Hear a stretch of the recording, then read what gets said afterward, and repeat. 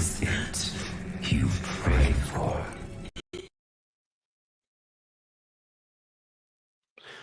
Greetings, salutations, and welcome to the 95th episode of Abyssal Musings. My name is Samuel the Infamous, and my usual partner, Lawrence Knight, is actually out of town tonight, so he won't be joining us, unfortunately, which also means that we're kind of just winging the show because he's been doing a lot more work than you And now his internet guys has begun realize, to ruin putting the these show. things I do together. apologize. And it is what we also have Shadow of Hawk. Howdy, everyone. You guys Sam, can't your hear a internet damn is thing I'm shitting itself. saying, can I'm hearing every other word, dog. Not Every gonna third lie. word. This is going to be great. I'm glad I came. The second we go live, it's such bullshit. Yeah, no, like you were perfect, perfect, down to the last minute detail. Everything was fine. Oh man, Then we go live. Oh, I'm glad you're That's glad, man. So the second we Restart, go live, brother. I'm gonna do my Please. spiel every fucking time, every Friday and irritating. Mine's gone to trash too. I think it's made of pasta. We had a little rainstorm down here and it just drizzled a little bit here. And all of a sudden my internet's got the little mushroom in the corner over there. I'm in your hole.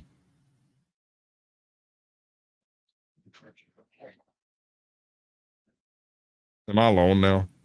I think we're alone. How you doing, bud? I'm doing good. I had like one bit of hair. You probably saw me fucking around with it, and it just did not want to stay. So I just ran off to fix that. Oh no. Okay. I'm noticing the chat seems to be saying my name repeatedly Are for we reasons back? I can't fathom. Yes, you are back, Sam. Welcome. Okay, good. All right. So, well, I hope. Did you guys introduce yourselves, or should I continue? I'm good. Kind of half-assed. We can continue. Okay.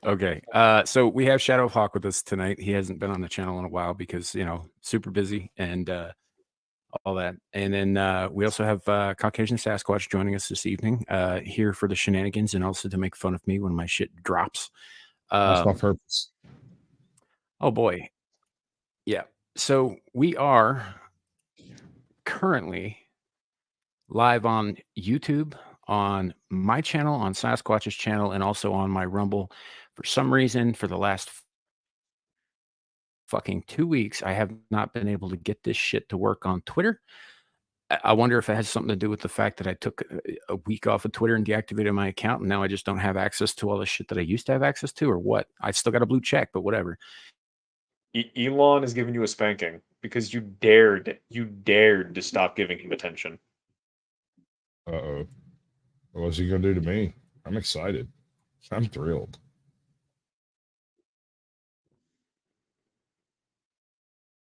But, I mean, he looks like a very nice gentleman. I'm sure he spanks well. Look at his shadow.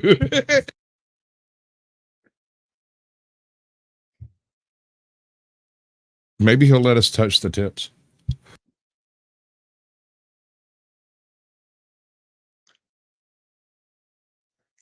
Can I have a 7-day work week again? Can I have a legitimate excuse not to be here? That'd be great. Oh, Sam's dead. Yep. F's in the chat. F's in the chat. F's in the chat for Sam. Yeah, press F to Sam's pay respect. Sam's Press down. F. Pay Older respect. God down. He's gonna be right back. Yeah. I got Well, on the a bright side, he can't give me shit for what I was streaming earlier today, so that's nice. Well, this is what happened to Sam. No, that's what happened to Lauren Chen. Yeah, no, literally. Dude, can you imagine? All right. Okay, first of all, do you reckon she knew where the money was coming from?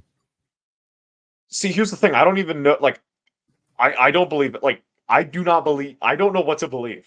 Honestly, like It could be that she was like full on Russian accent, like total actual like 1950s Cold War type spy, right? Sitting over there with a fuzzy hat, kicking her feet out. Yeah, I got you. Or it could be she was a voice that was talking out, but was also a small enough nail that they could hammer down as kind of like a warning shot off the bow, Mm. and they made up a ton of bullshit. Like it could How be about- either thing or something in the middle. I just don't fucking know. I just don't fucking know what to I hear believe you. because this. That's why I'm bringing this up. How about this? These are specifically creators that operate on a distinct side of the old partisan hallway down the middle, right? Hi, Sam. To a degree. Okay. Shitternet.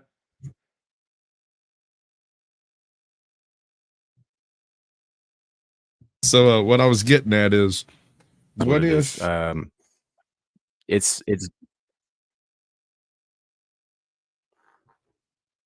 Yeah, Sam, it's worse now. I'm getting like every like one word in like every couple sentences.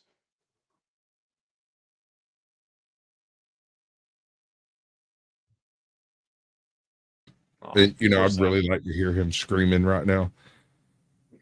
I bet he gives the greatest rage quits. I am currently turning my volume down. He'll be right back. Yeah, no, I'm currently turning my volume down. Well, while Sam's gone, I think we should say hi to the chat at the very least. Sure, we can Is that do a thing we this. should do? I can't poke it out and make it glow, but we can definitely poke at it and make it wiggle. Kohai Mascus, welcome to the chat. You are first. Beak, which means he's finally made it as a YouTuber. How about that? We got Andy Pickle in here. Good to see you, bud. Arden Party has popped in the chat. He's over at mine. Aaron Laura. Aaron Laura. La la la la la la la la la la la. Jacob Gallo, welcome in. Good to see you, bud. You got Zillage. Zillage or Silage? Zillage. I always call him Zillage, and he hasn't threatened any violence against me yet. There's U-Haul. Welcome. Cavatino Cavalryman Cha. Welcome. Okay. As well as West Side Accountability. North Alabama Cryptic. Good to see you, baby. And also Luke Castley's here. Okay. So, well, not exactly. I'm on my fucking phone. We have been graced with Samuel the Mobile. Yeah, so we'll very, we'll continue as best we can here. If I can get the thing to work, in the meantime, we'll switch back over to PC side. But for right now, Mo's going to have to do. You guys were just saying hello to the chat. I believe I can bring them up from here. So, the other day, because it's stream from my phone, but once in a blue moon. So, all right. So, who do we get to? Yeah, it's the phone is also dying. Give me a second.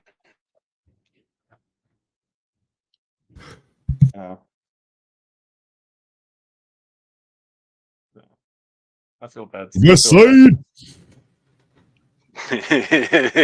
I'm gonna fucking strangle something. Yeah, he'll be right back. There's a few dead cats in his neighborhood already, but there will be more. Please don't strangle me. I like living. Living's nice. I said something. I didn't say you specifically. I mean, if you're volunteering, you know. I'm down for the challenge, bro. Come at me. No. I am not volunteering. Absolutely not. Yeah, I mean, some guys get off on that, so. I'm not. All right. So we are 10 minutes into the show. I do apologize to the audience for all of the fuck ups and fuck uppery and probably continued nonsense until I get something else figured out than my current setup. But here we are. So let's. I'm just going to start at the top with the chat real quick and get through that. All right. So we got Kohai Mascus with us tonight. We have Beak. I see Andy Pickle in the chat. And we are streaming to 2 separate YouTube channels, so we will get we have chats from both of them backstage. You guys won't necessarily be able to see each other's if you're in the other chat or whatever. But so we also have Ardent Party, Aaron Laura, Jacob Gallo. Let's see, I see Zillage. Some of you guys are used to, the bullshit. So, I'm going to apologize to you as well, but less so. We have U-Haul, which is interesting. I rented some trucks from you. kind of talking to him earlier. Cavatano Cavalry Shea is with us. We have West Side Accountability. I see Lou Castley. Hello. Let's see. Continue to scroll. I got to do all this shit with my finger because I don't have a mouse. There's Shadow, Squatch. Right? It's like I said. It's like I told you the other day, man. You want to hit that sweet spot. You kind of got to hook your finger a little bit. Yeah. give her a little bit of that action. Right? North Alabama Cryptid Mr. and Mrs. NAC. Hello. We have Truth Be Told Audits with us today. Awesome. Let's see. I hope I haven't missed anybody. I'm still scrolling. Truth Be Told is one of those big YouTubers you hear about. Oh, really? Oh, well, yeah. Welcome to the... I'm sorry, Lou. That was really crude of me. Oh, poor Lou. Well, hey, at least she didn't come into the crudeness this time. She's been in the chat, and then you were crude. Right. Well, she couldn't hear me swearing behind the scenes. Otherwise, she might have heard some new shit. I'd throw $5 at something I didn't hear before. Yeah, most likely. Probably involving a potato peeler in an ear. Anyhow, see, you would be surprised. Irish granddad. Both my parents were sailors. I've heard some very creative things.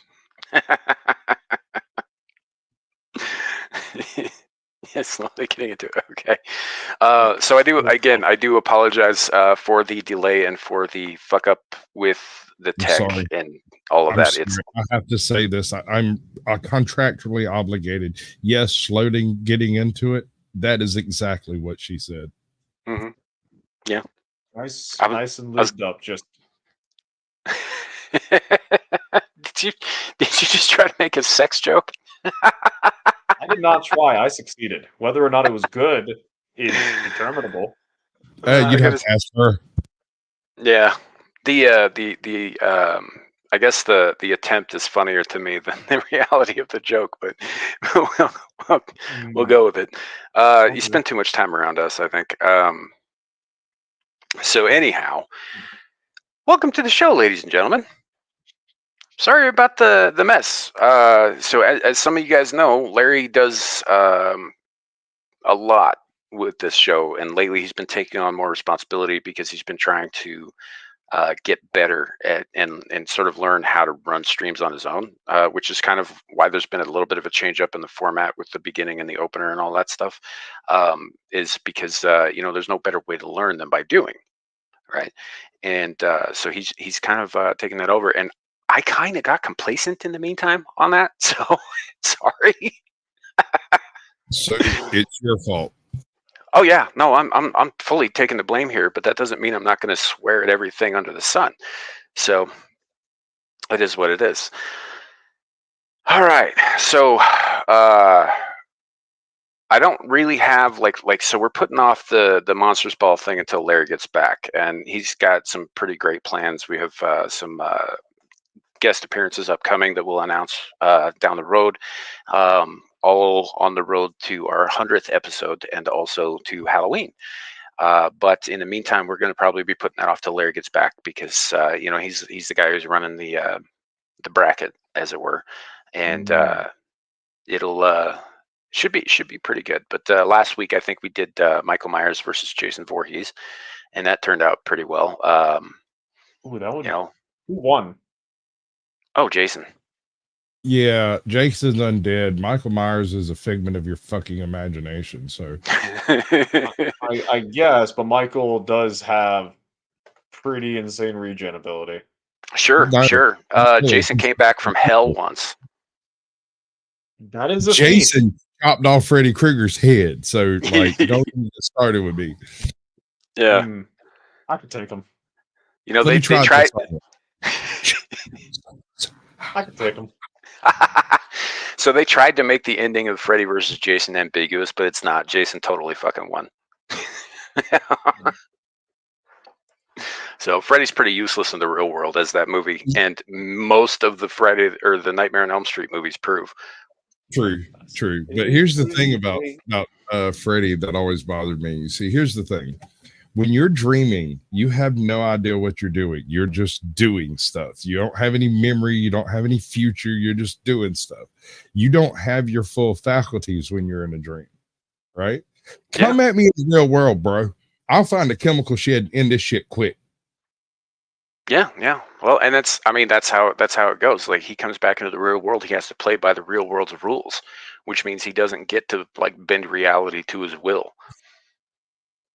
You know, all he's got is a bunch of overgrown fucking knives on one hand and a really, really bad burn. Yeah, he needs an ointment. That's all. Yeah. I mean, here, if he just finds a blicky for the hand without the knives, that's great.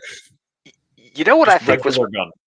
Yeah, well, you know what I think was probably the greatest like meta joke in all of those Nightmare on Elm Street movies was and I can't remember which one it was. I think it was 4 or 5. But he shows up as like the pepperonis on this chick's pizza. And it was one of the funniest fucking things ever because, you know, I mean, obviously dude looks like a fucking pepperoni. That was Dream Warriors, baby. That's Dream Warriors. Yes, yeah, sir. that was that's 3 then. Yeah. I'm almost Your word for it. I've only seen parts of 1. What? Okay. All right. You have had a horrible childhood. I apologize for your parents not raising you right, but listen, we can fix it. I've We seen can fix Birth it. of a Nation. Stop talking. You do not have authority. You need to immediately go watch 1 through like 4. You can kind of skip the rest, but you'll get to them later once you get through number 4. 4 is probably, if not the best Nightmare on Elm Street, one of. But number 1, obviously. 4 has here. I might put 4 at 3rd best. 4 has a dog pissing hellfire. That's true. But I'm telling, I would put 4 at probably 3rd best, and because, you know, obviously the first one is number 1, but for my money, the only one that comes close to that is Wes Craven's New Nightmare. Okay, yeah, no, I was going to put New Nightmare second, but then again, that's Wes Craven again. I mean, that's the thing. Is like, yeah, it's Nightmare on Elm Street, the original, only it's new. Yeah, well, it was really interesting because I don't know how much I want. Shadow hasn't seen any of this shit. I've seen Birth of a Nation.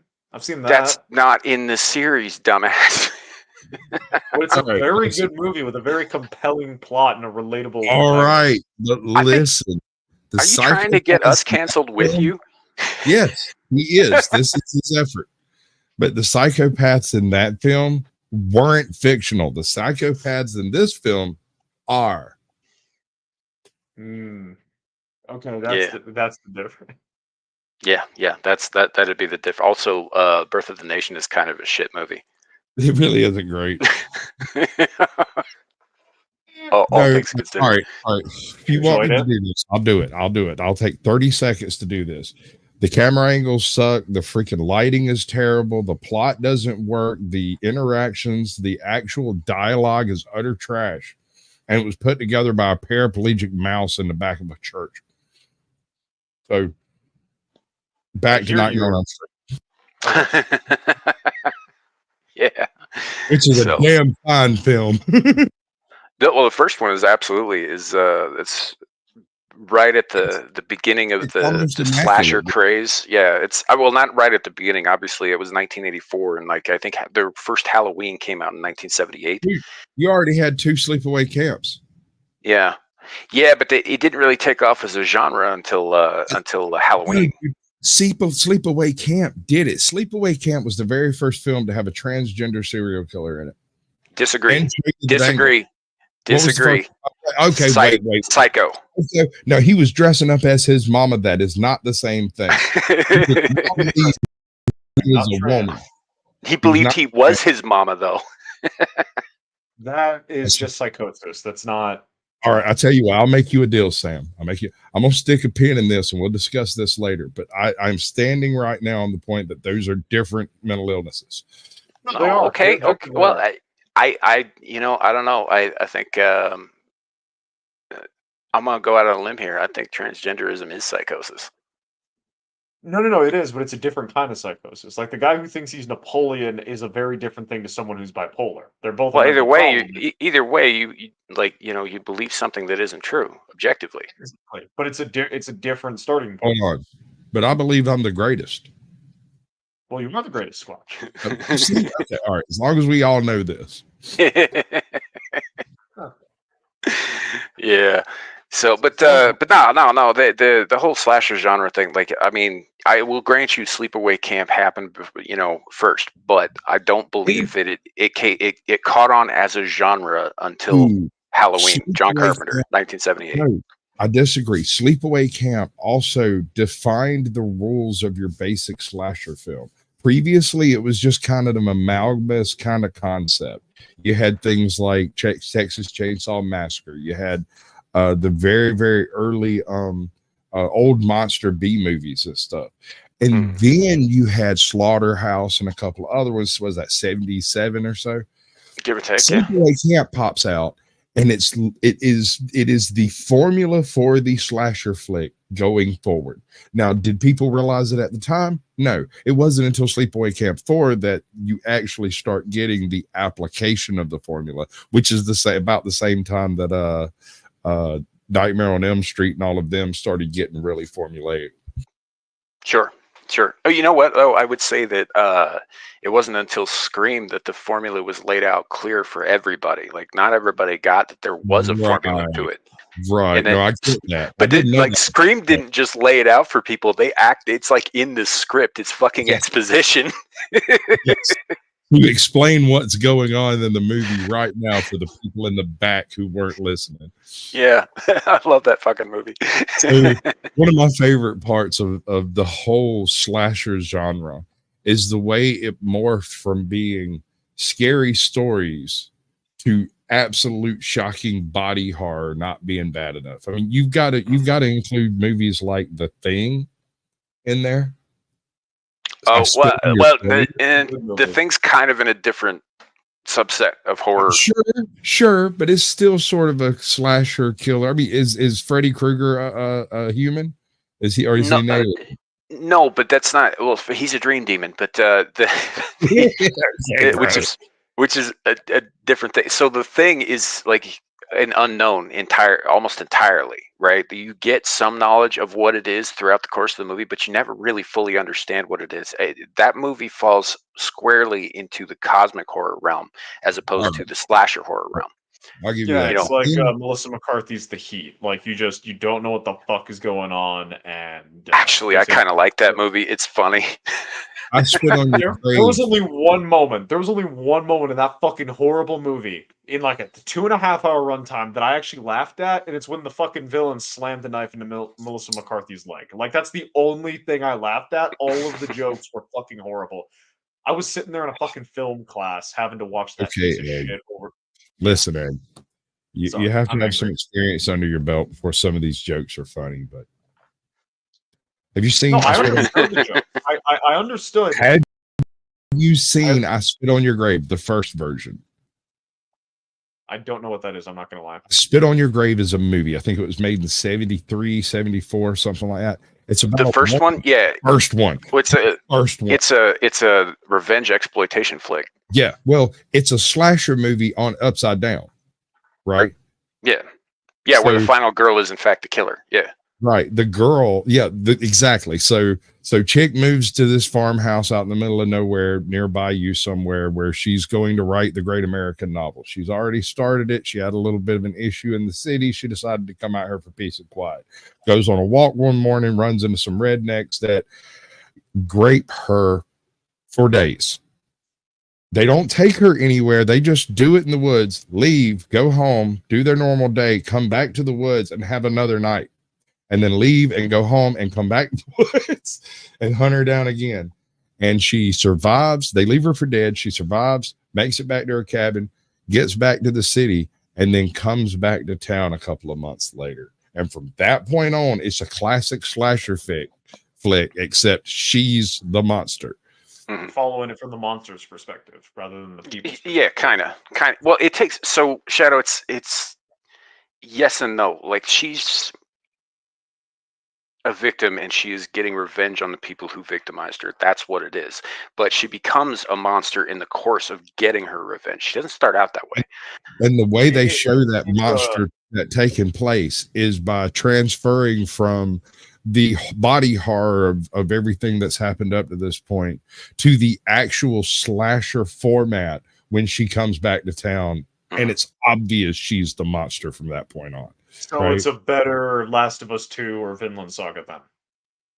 Where it doesn't pussy out in the last couple of bits with like bullshit, be a good person message. Well, I don't know about Vinland Saga. I never saw that, but first of all, don't bother. Just watch the movie and then we'll discuss what to compare it to, because there's right? nothing to compare it to. Well, I would say that there was one Wes Craven movie that you could make a comparison to, even though I fucking hate this movie. Last House on the Left. Okay, yeah. No, I'm not a fan of that movie either, but it is creepy as hell. Oh, yeah. It does its job. It does. You don't like it because it's so effective. Yeah, it's I have a very short list of movies I will never watch again, and that's number 3. Yeah, I'll buy that. Yeah, it's essentially the similar kind of situation. You know, a couple of girls get taken by some very, very bad people who are on the run from breaking out of prison. They do very, very, very bad things to these girls. And the rest of the movie is their parents, who the bad guys do not realize that these people are the parents of the girls they just violated repeatedly, taking horrific, bloody revenge on the killers. It's got some of the most disturbing shit I have ever seen in it. I mean, there's a bit where one of the mothers is going down on one of the killers and she bites his dick off. And it's extremely graphic. There's another movie in that same genre, and I'm drawing a blank on the name of it, but it's actually based off a true story. And for whatever reason, this mother decides that the oldest daughter has become a whore and locks her in the basement for the rest of the kids to abuse at their leisure. Mm-hmm. It's a wild film. I can't remember the name of it. If you want me to, I'll go look it up. But I would advise no one to watch it. It sounds a little bit like Flowers in the Attic, actually. it's very similar to Flowers in the Attic, except it's an alcoholism / abuse trope, right? Mm-hmm. The alcoholic mother takes all of her own personal failings out on a single kid until it kills her. Yeah. Yeah, it's terrible. It's bad. There's some really, really dark shit out there that I wouldn't recommend to people. And I love horror movies, but I like my horror movies the way I like them, you know. And there's just some shit. Like somebody mentioned Last House on the Left. If somebody suggests watching Last House on the Left, that is a red flag. That is a red flag for me on that person, because they have seen it and they thought it was a good thing. Hi, Sammy Chan. How you doing, buddy? Hi, Sammy Chan. Hi, Larry. He just jumps in to do that shit. All right. So my buddy Shaka Zulu 12. Hold on. You fuckers were telling me to watch House on the Left, and then you're saying that's a red flag? No, I've never told anybody to watch that fucking movie. Worth it to watch if you're doing film. If your purpose of your channel is to cover film, you have to watch this film to know the type of trash that you need to avoid, right? But if you're not doing film, I would avoid it. Yeah, He is recommending I watch it. That is a red flag. I refuse to associate with Caucasian Sasquatch going forward. Sorry to interrupt yeah. you, Sam. So If there you're are a good movies. kid. There And are also, movies that are worse. There are yes, movies that are much worse that I would definitely like. One of them got mentioned here in the chat by Auntie at Jack. The Human Centipede. Don't watch that, and definitely don't watch the second one because it's much worse. it was intentionally The third one's made. kind of dumb as shit, but yeah. And if anybody, I swear to God, Shadow, if anybody you ever meet ever recommends a film called a Serbian film, run the other Serbian fucking film? direction as fast as you can. Wait. The name was a Serbian film? Don't watch it. I'm telling you, do not. Have you ever Okay, I seen need to block. Hostel? Okay, I need to block someone. Have you ever seen Hostel? No, I have not. But Serbian All right. film was. So Yeah. Okay, I'm just blocking someone. Okay. There we go. Hostel occupies this place somewhere between like well, not Dead Alive. Is it Dead Alive where the cream corn comes in effect? I've got absolutely. No clue. Yeah, I think so. That was a Peter Jackson movie though. Right. No, it was. But it occupies a type of body horror that is kind of antithesis to Hostel. Hostel is all about damaging the body, whereas Dead Alive is all about the things that it's just absurd. It's like the Naked Lunch. It's absurd. It's hard to quantify Dead Alive. I'm younger than one of Sam's kids. I understand like every third word you guys are saying. I'm sorry, dude. I'm pretty sure I'm younger than some of your kids. Watch. One of them. Well, thanks for stopping by, Midsize Sasquatch.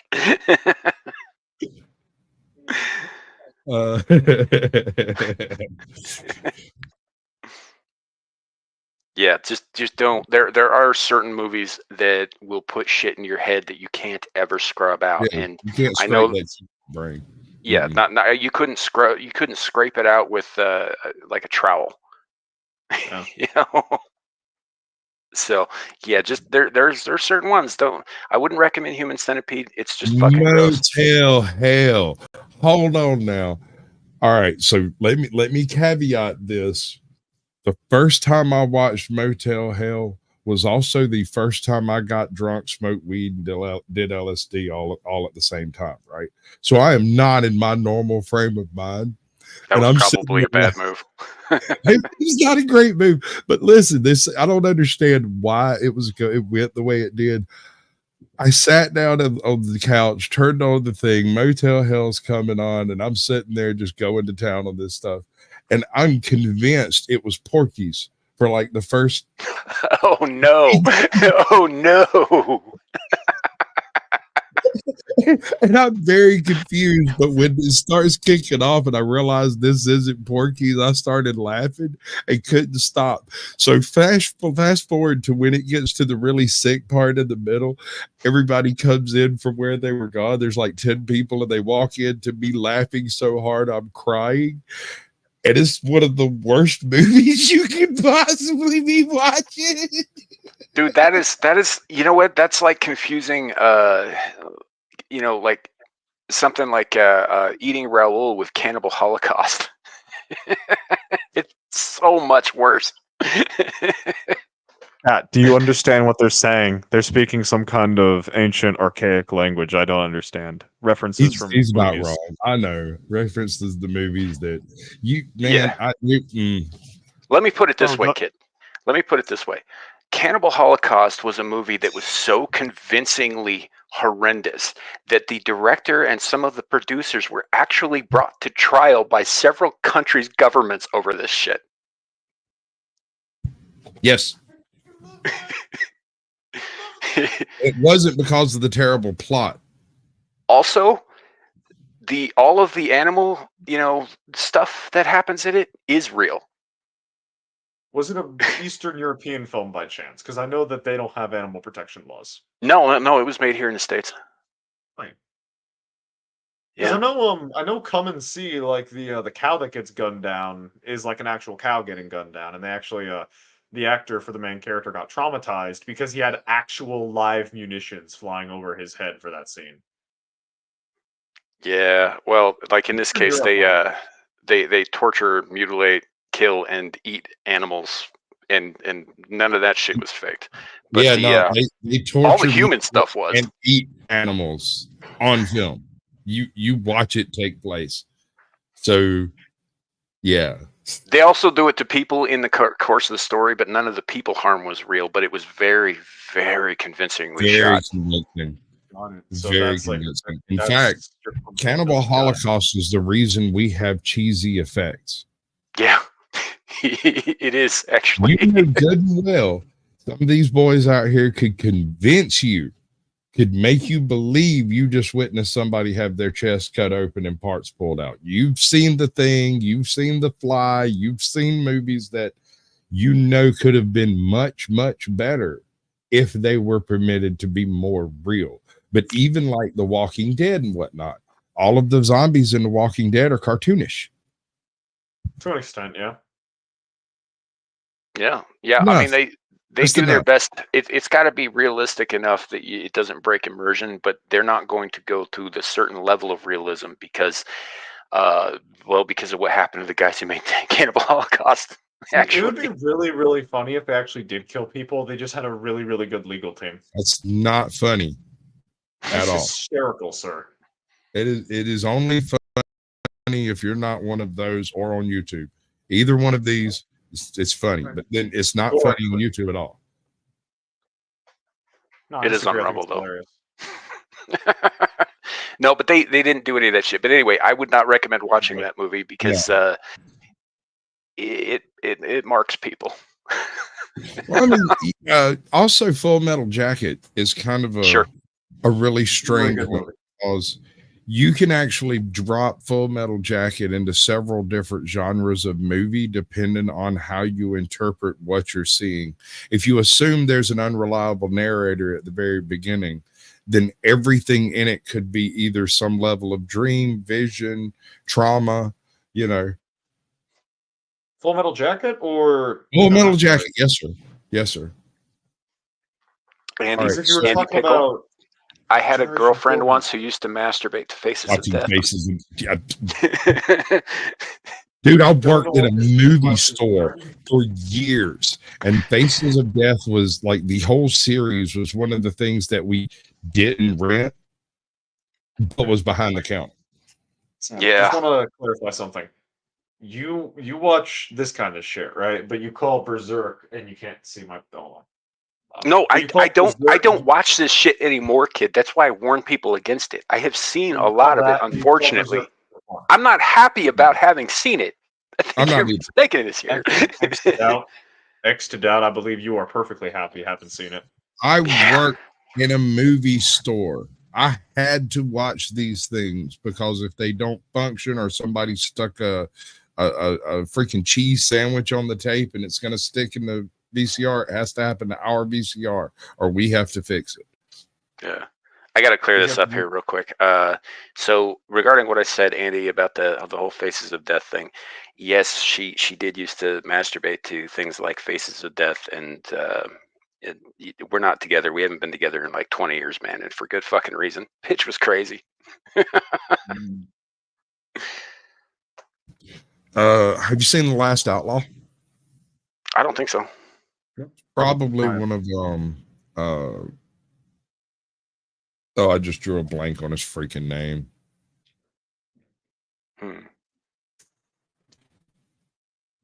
Le Petit Mort. Oh, Le Petit Mort while watching Le Grand Mort. oh God. Yeah.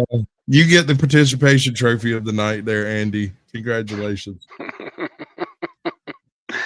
Yeah. So there are definitely branches and genres of horror that some of them I wouldn't even call horror. There's some stuff I label torture porn, No, and I don't no. call it horror at all. Hostile. I consider Hostile snuff. Oh, Hostel is absolutely torture porn. Yeah, and it's not even. I mean, first of all, I think Eli Roth was probably the worst fucking thing to happen to horror in many decades. Probably since Cannibal Holocaust, actually. Jump scares are probably the worst thing to come to horror movies. No, I Jump scares are disagree. properly Jump utilized. scares are a fucking staple, man. Yeah. In fact, See, there's a Mm. particular type of Do I- jump scare that happens 3 times in every true horror film. There's the artificial jump scare that happens at the beginning where it's your little sister, or your little brother, or the neighbor's Yeah. kid, or the cat or the dog, or a bird or a bat, or a fucking it's something. The mobile falls off the bed. Nah, you know. Then you have the pop jump scare, which is the first time you hear about whatever critter, monster, slasher, whatever it is that's going on out there. And then the guy telling the story or his best friend goes boo and gives you that second jump scare. Then you have the actual jump scare of the slasher, monster, threat, whatever it is. Money shot. Gotcha. Yeah. No, I just know a lot of modern films overuse the jump scare to like my brother and I were trying to watch horror movies one October, and they all just sucked because they overused jump scares. how modern? Except for one of the Annabelle movies. That one really freaked us out. How modern? I think the earliest one was 2012. Okay, so very modern. Okay, so what you're talking about are young filmmakers who don't understand how to build atmosphere and ambiance and tension. Right. They just Yeah, throw yeah, jump yeah, scares yeah, in there I- just willy nilly. Now, if you go back to Alien from 1979, the bit where Original Tom movie. Skerritt is in the fucking crawl space hunting down the thing, and you hear on the thing the radar's going off, and it's getting closer and closer and closer. I mean, it is one of the most well done. You know it's coming, and it still fucking nails you every time because Yeah. they built tension. There was atmosphere. They used their lighting and their sound to excellent effect. You know, the fear on the face of the actor. Everybody who was in Alien is a fantastic fucking actor, by the way. No, Alien is one of the greatest pornos ever. Yeah. Point is that they knew how to do jump scares. It's not just the jump. You can't just throw a jump scare at people and expect it to do its job. You have to lay the groundwork first. You can, but only if you're going to have the money shot jump scare later that actually is set up to work. Sure. Your first jump scare can just be a shot on the wall, right? It doesn't matter. Yeah. But if you're going to have jump scares, they should be used properly and should be a building tension, not an ending tension. Yeah. So, like, there's plenty of great ways to do that. One of my favorites was from a movie that arguably isn't even a horror movie because it's got so many different elements mixed into it. Jaws, 1975. Right? The bit where Chief Brody is chumming on the back of the boat, and he's like, "I'd like to see you come back here and chum some of this shit." And then the shark just comes out of. They don't even play any music, nothing. It's silent as shit. It just comes out of the water. He just sees it. He's like standing there. He glances over and sees the eyeball that's the size of a truck tire roll next to him, and he doesn't even flinch. He just freezes, and then he backs up. As soon as he gets somebody who can hear him, he says, "We need a bigger boat. Take us in right now. We need a bigger boat." Oh, come on! I've been hunting sharks in this water for 40 years. We need a bigger boat. Yeah, that makes me Masterfully think. done. I would love to see like a horror movie where like they have like they're walking down the hallway, and like you got like the creepy music as if there's gonna be a jump scare, and then like midway through that music, you just like the music goes dead. You just hear a commotion. You turn around, friend's dead, just like on the ground or on the wall or something.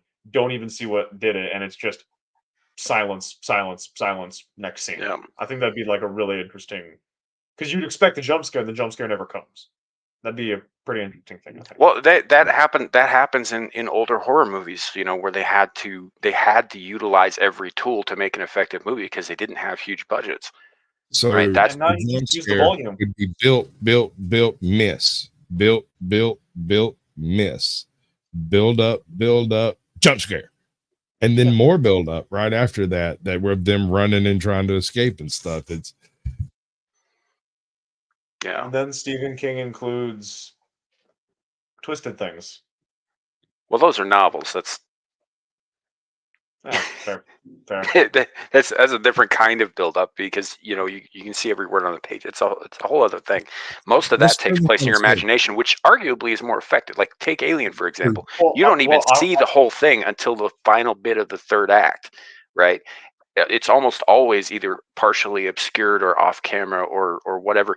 And so you're building this thing up in your mind, and that's why it was so scary. Now here, I just heard tell the other day that somebody is remaking the fucking Exorcist again, and dude said the director, I think he said that his is going to be the scariest movie ever made. And I said, number one, that is not the first time I've heard somebody say that about their upcoming horror movie. And number two, not a single horror movie who's had any sentiment of the kind that's come out since 1979, not one of them has been as scary as Alien. Yeah, the Alien was terrifying, dude. All by itself, without trying to be a horror, without trying to be sci-fi, without trying to be, dude, it is existential horror at its core.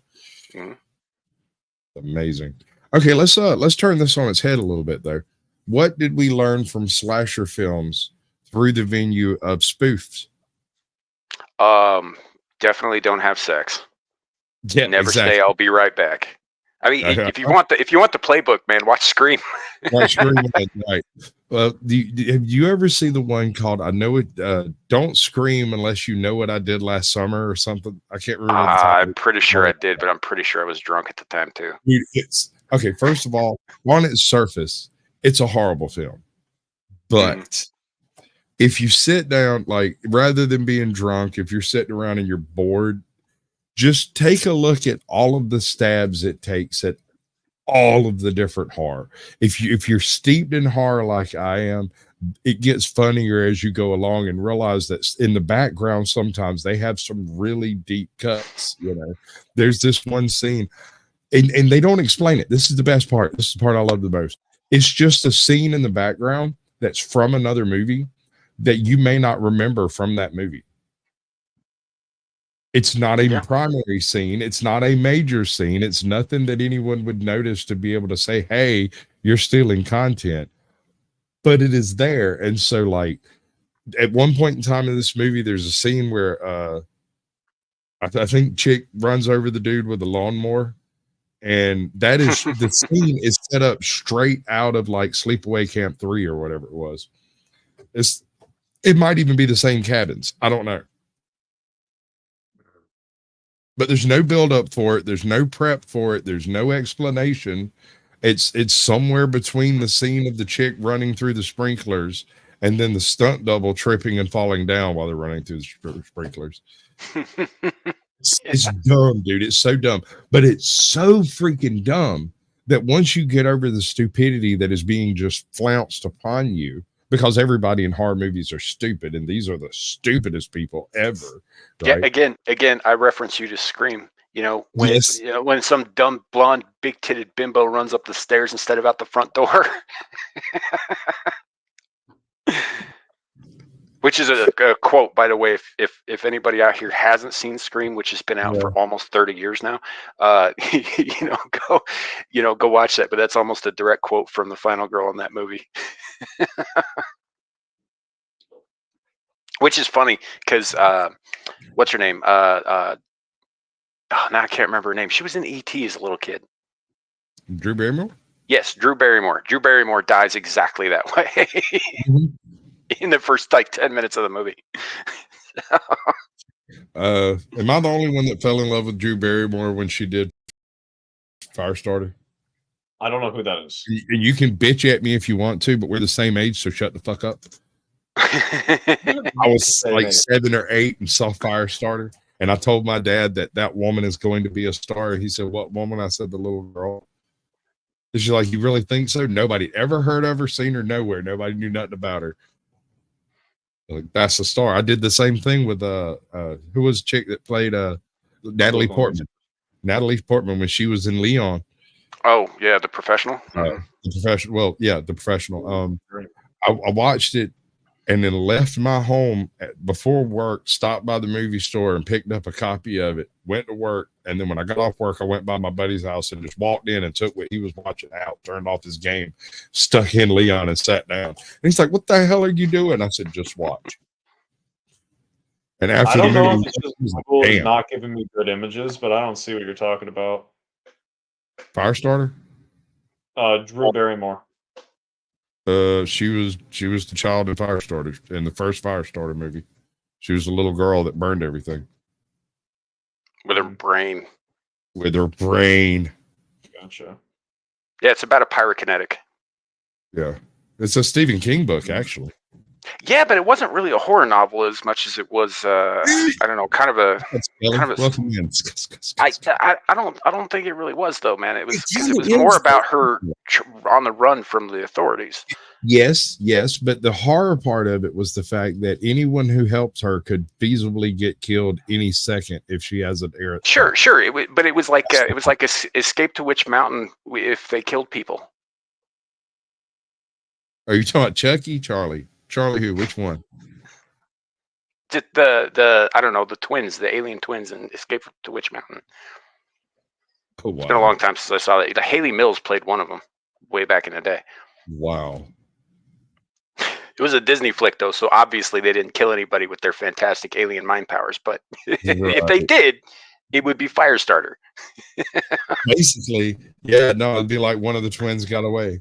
Yeah. Yeah. Oh, wow. That's an interesting headcanon, bro. I had never considered that one. Yeah. So, Shadow has no idea what Escape to Witch Mountain is. Of course not. Actually, that's the movie with, I think it was like The Rock, and it's like the two alien kids. No, that's a shitty remake. That's the bad remake. I know I've seen that movie. I don't remember where I saw that movie. I do not remember watching that movie. I barely remember the plot of that movie. But I can describe scenes from that movie. Not the ones in the trailer. Trauma. That is trauma, sir. Or the fact that I probably watched it on like an 8-hour flight to South Korea when I was like, oh yeah, I guess you're right. 9, 10. Yeah. See, if I'm repressing that shit, I should be repressing some other shit. You don't get to choose what you repress, bro. Oh, absolutely not. So I'd love to repress like a lot of shit from this channel. Larry has ruined me, man.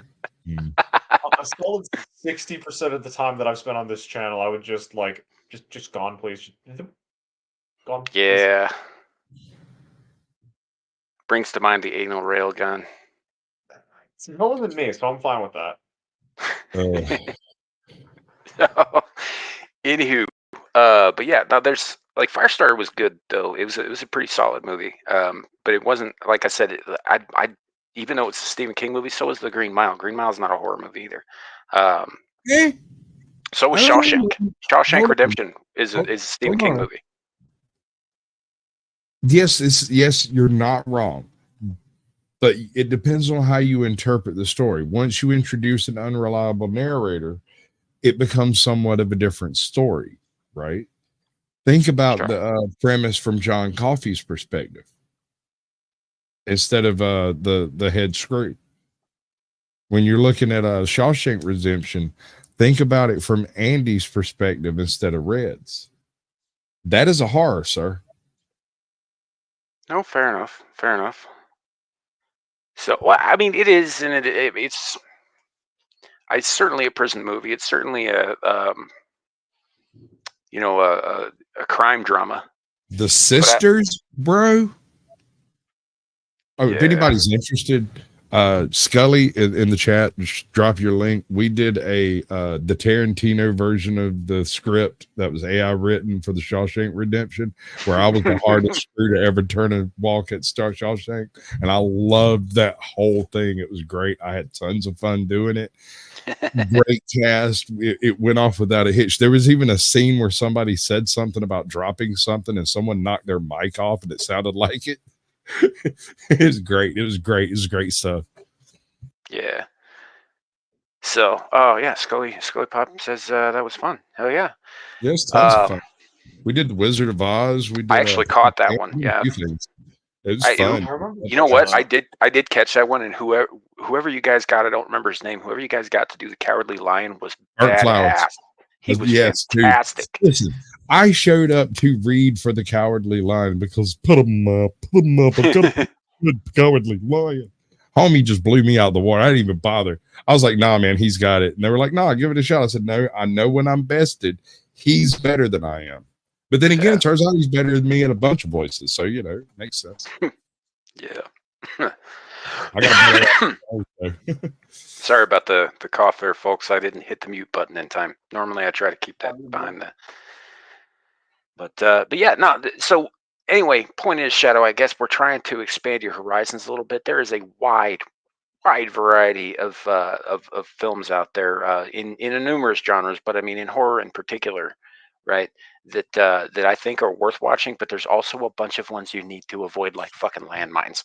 All right, I got one. I got a good one. I'll just do the safe thing and stick to what I like. Like I like You comedies. don't know what you like until you see it, and if you haven't seen it, you don't know if you like it. So stop that, child.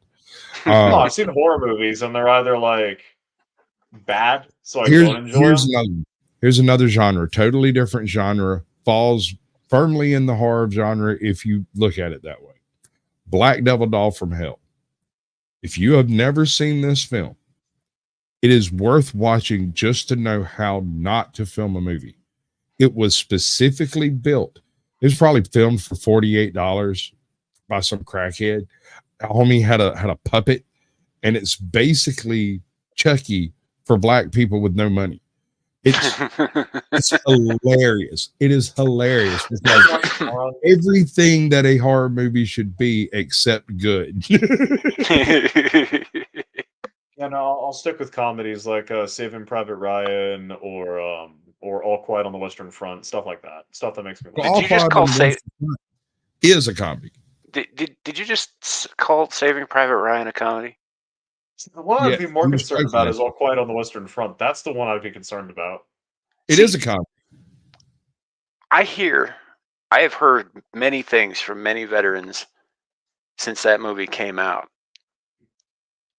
People who won't talk about what they witnessed, especially at the time, people who were still alive who had been to Normandy on D-Day. Yeah. That's no comedy. Yeah, I know it's not a comedy. That's why I said it like that. I feel like saying All Quiet on the Western Front being a comedy would be the warning sign. Have you ever read All Quiet on the Western Front? I want to. Here's the problem. I've read about maybe half of what you can see.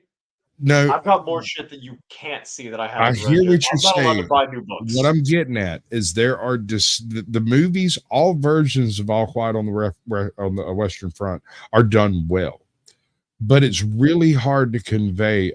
Who's the guy that's always stealing stuff? Was it Alley Cat or Lukey Cat or it's been a long time Scat Cat or something like that? Anyway.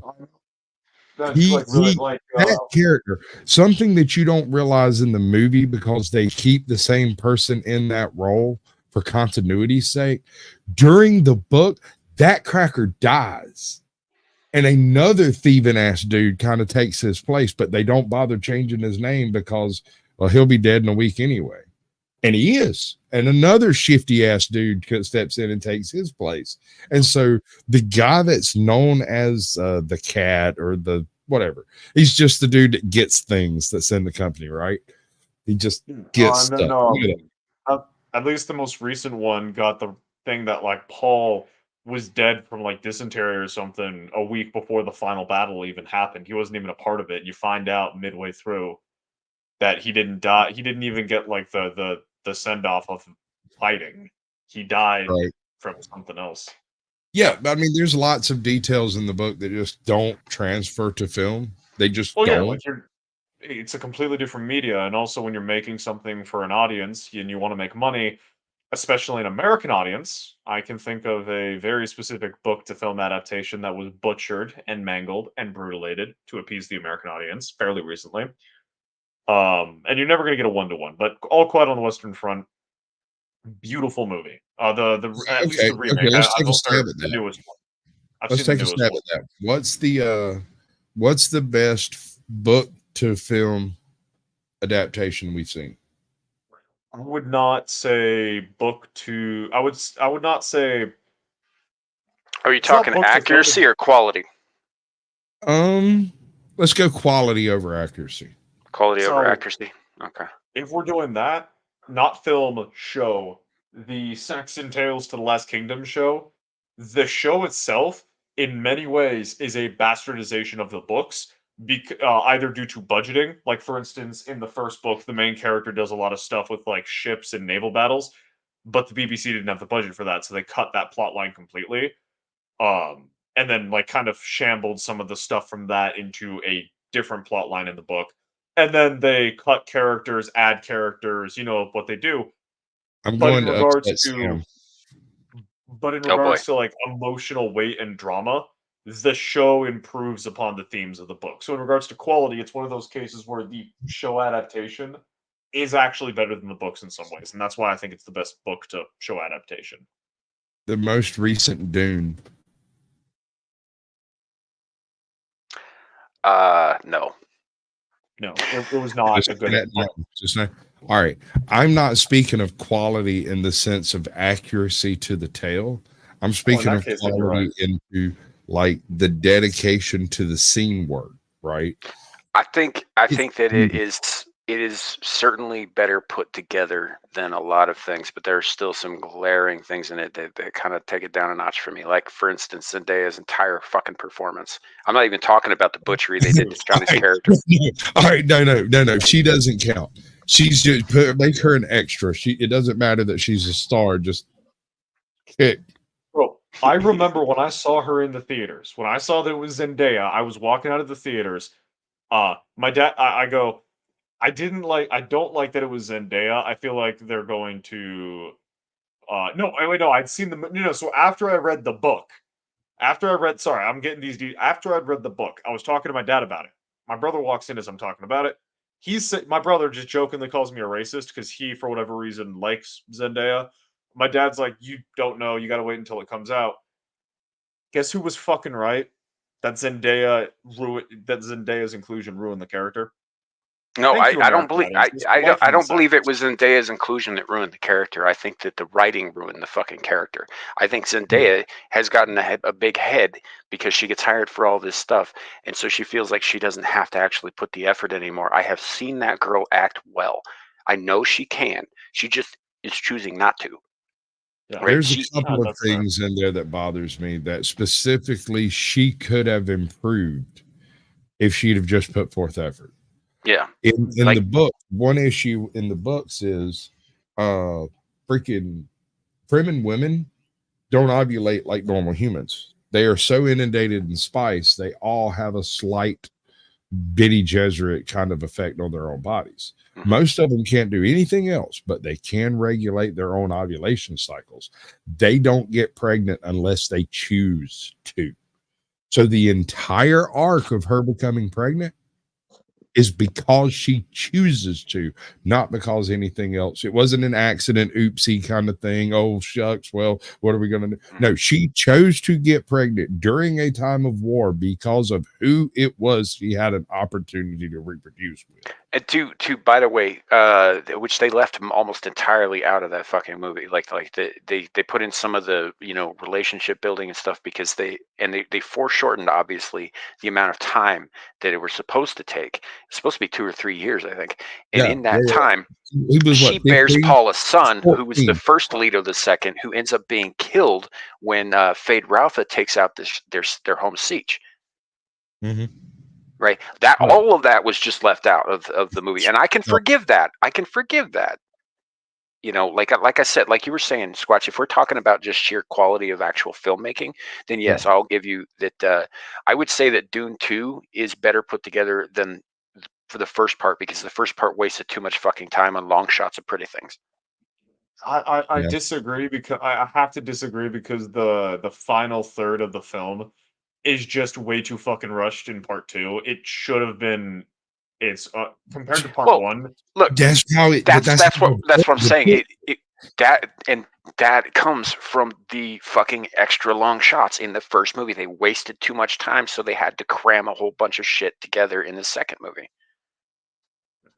Also, in the actual book layout, there are 4 different plot lines taking place simultaneously, and everybody's backstabbing everybody else. And it's like 9 different plot lines, but they're all backstabbing each other, except Paul Atreides, his mother, and his sister. These three are working together in concert, and everyone else is trying to take people out from above them so that they can get more power, not realizing that they've just let God himself walk through the front door. They're That's another squabbling. thing. You touch on something that's another thing that I really did not like about part two is Paul is actively scheming and planning. He is a warlord in the second book, in the second part of the first book. Like he is he is what he turns into against his will at the end of Yes. the second movie. But that's how he is throughout the entire book after his father dies. He actively is seeking to control Arrakis. He's actively seeking to use the Fremen. Like he is a warlord. No. You see it as scheming. You see it as plotting. He sees it as his birthright. This isn't scheming. This is the natural course of events that has to take place in order for the correct person to be in charge of Arrakis. Right, but the thing is, in the second film, he's like, I don't want to rule you. I don't want to. You're right. You have your right to your land. I'm not your conqueror. I'm just Paul. He is the unwilling protagonist. He is the unwilling hero. But in the Yes. book, he is a by choice compulsory warlord. He does But everything there's also everything another he's difference forced to do here. in the film. He chooses to do in the book, and the reason There- why he can't choose to do it in the film is because Americans, for whatever reason, we have hang-ups about rooting for warlords and imperialists. But No, there's another layer here. it was the Fremen- religious angle, but yeah. the religious angle. The Fremen don't need to be ruled over. You don't. All they have to say is, "Okay, you're the chosen one. Then you make the rules, bro." And there's nobody dissents. Anyone who dissents gets thrown out of the siege and they die in the desert.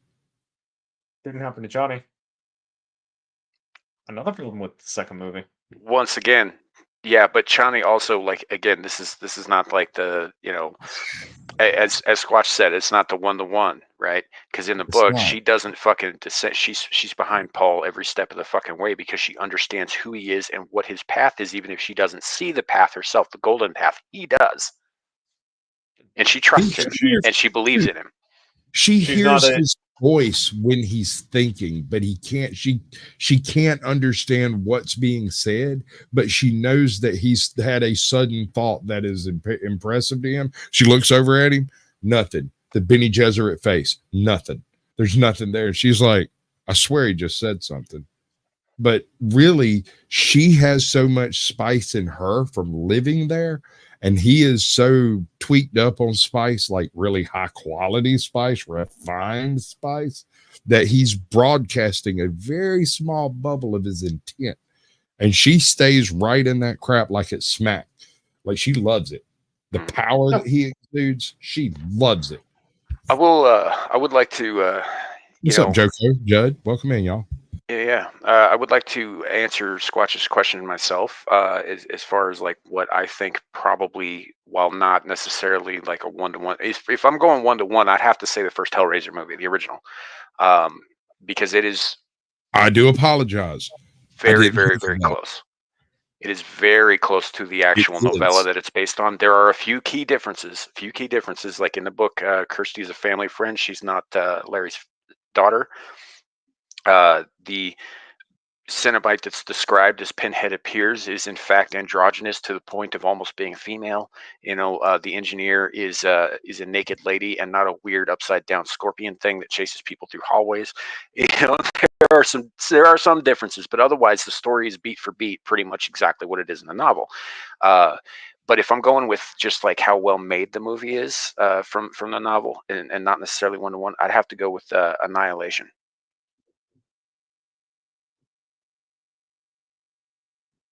I'm assuming. That's the. So how do you like the interpretation of the first Hellraiser movie being a sort of expose discussion, like a meta of addiction and alcoholism? I think that I don't know about alcoholism. I don't think that necessarily needs to be thrown in there because I think in the overall discussion of the nature of addiction, like obviously alcoholism is included, but in this case we're talking like not even just sexual addiction, but just hunger, really.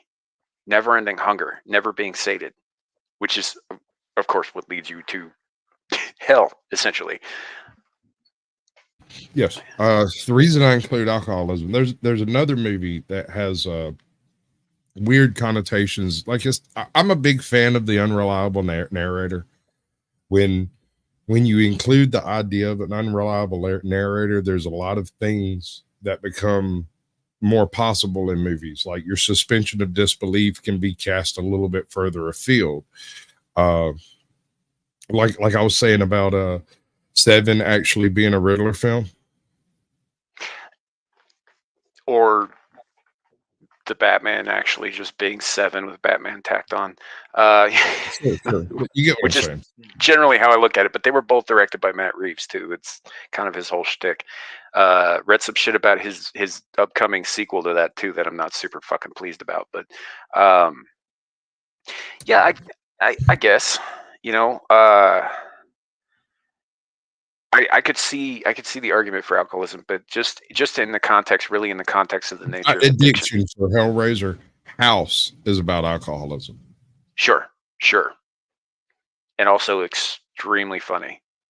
It is. I love it. House 2. And people hate me when I say this, but House 2 was probably the better of the two films, in my opinion. Mm-hmm. Partly because of the guy he calls, who's an adventurer / phone repairman / plumber / occult specialist / Ghostbusters. dude goes to the yellow pages. He's like, I'm having troubles with my phone. And there's phone companies, there's phone people, there's phone stuff. And I think his sink starts leaking, and he looks over and he looks back, and there's a full page, yellow page ad. Adventurer, plumber, phones, this, that, the other thing, hedges, exterminator, this, that, some other shit. He calls him up, and the dude shows up with a whip and a hat and a light. And it's like, yeah. I'm just gonna quickly say this before before I interrupt a conversation properly. It's about midnight. I should probably catch some Z's. I've been up since 5 a.m. I thought you said that you didn't have to get up tomorrow. I don't have to get up. Well, I don't need to get up early tomorrow, but I have been up since 5 a.m. and I'm starting to nod off. Normally, I would be in bed 2 hours ago. Yeah, off to bed with you. You can flake out egg. It's okay. Seriously though, wait. The adults will carry your weight. It's fine, bro. Yeah. Thanks, Sam, for having me on. Sorry for not being as good as Larry. Can't replace him, but hope I did a decent enough job. You're just saying that so you don't get canceled because he's black. My question is, was it as good for you as it was for me? Doubt it. I'm going to leave that right there.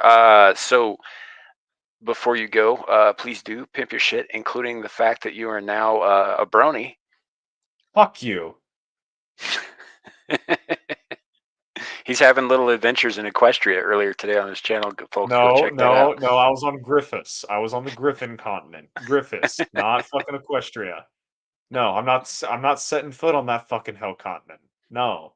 Too many of those disgusting friendship loving equines. No. Give me genocidal griffins all the damn way. Howdy everyone, I'm Shadow the Hawk.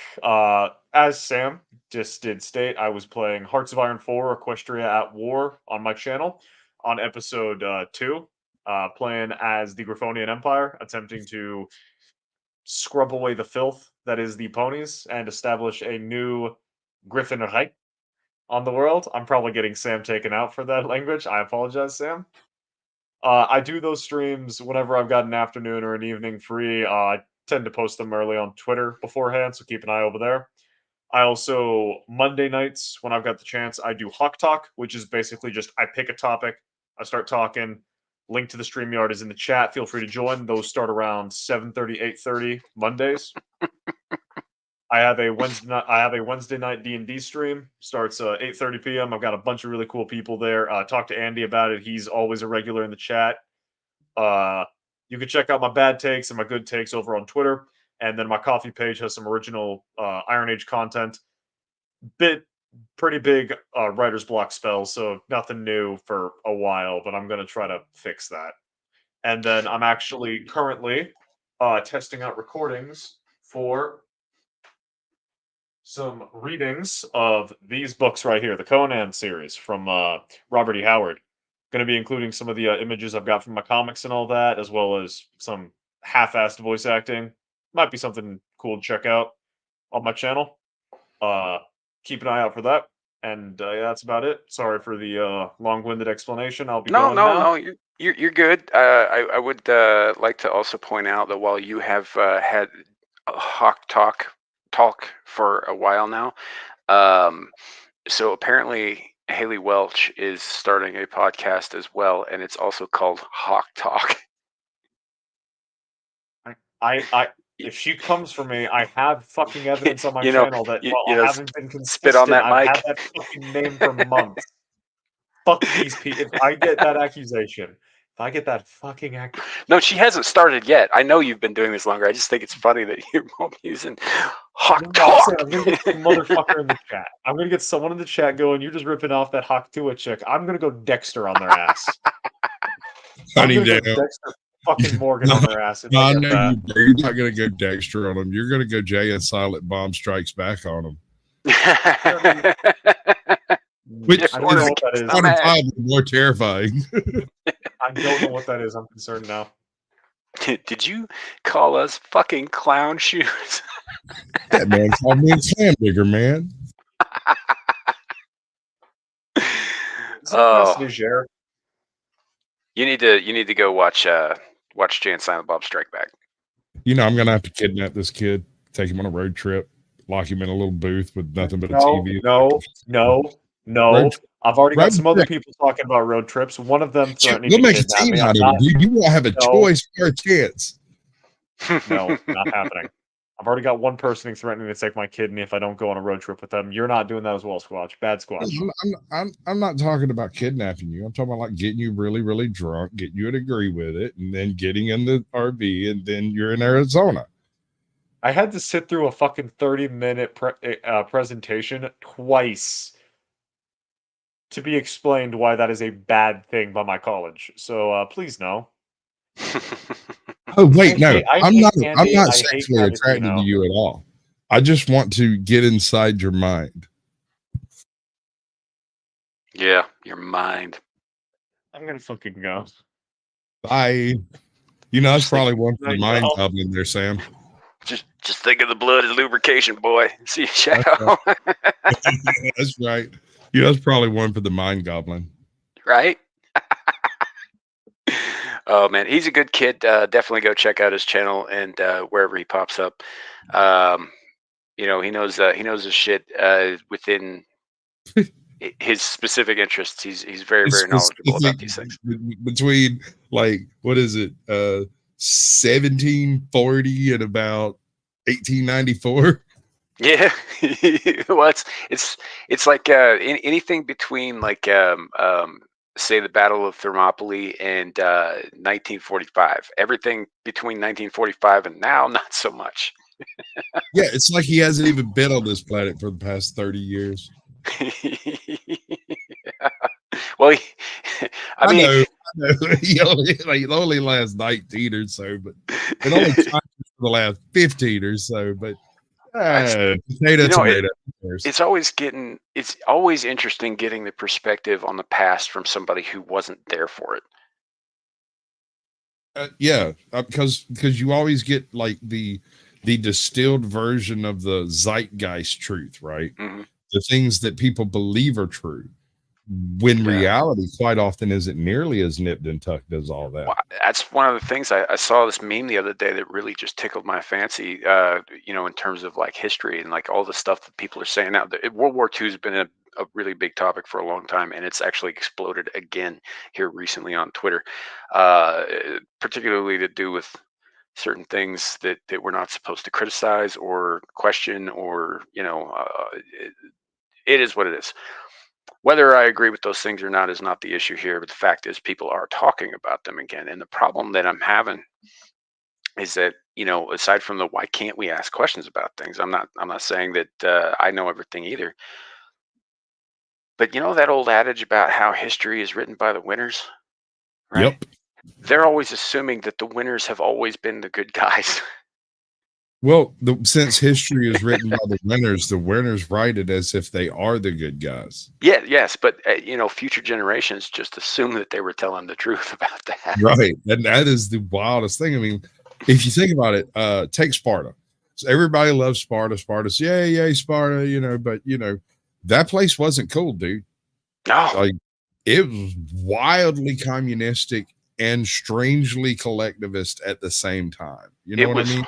Harsh, it was brutal, it was filled with all kinds of fucking degenerate sex and murder, and you couldn't even hang a picture on the wall or you got kicked out, right? If you were born with pigeon toes, they tossed you off a fucking cliff. Right. There's this one scene, and it's probably the only scene from 300 that actually smacks of a Spartan. And it's the scene where the guy says something about a woman speaking to a man, and she says only a Spartan woman can birth a real man. Yeah. And that's a thing. That's totally a thing. You couldn't become a Spartan. You didn't go to Sparta to train and be a soldier. In fact, Sparta had some of the lightest alliances you could possibly have in history. These guys had one of the best armies on earth, but only ever went to the highest bidder unless the church sent them, right? And when I say the church, I'm talking about the Hellenistic gods, not the modern church. Yeah. On top of that, they had allies all across the Hellenistic world. But when an ally was under attack, unless a Spartan was killed, Sparta didn't care. However, if you sent an emissary to Sparta and was like, hey, we're going to be under attack, we've got about 6 weeks to prepare, we need your help, can you send us an army? They would send one guy, one dude, not a household, not a squadron, not none of that, just one dude. Hey, anybody gonna go help Athens? They're gonna fall if we don't go over and help them. All right, I got it, man. Any random asshole on the street of Sparta would beat Conan's ass down like a redheaded stepchild. Sure. That's because the ones who survived had to be that tough. Most of the ones who weren't that tough, there were Spartans who weren't that tough. They didn't live that long. Now, there was one way to get to you didn't become a Spartan, but you might be able to get a Spartan vote. And the way that would take place is, you remember the scene where they meet the Acadians on the mountain. And it's like, what are you, a blacksmith, a potter? Yeah. I brought more soldiers.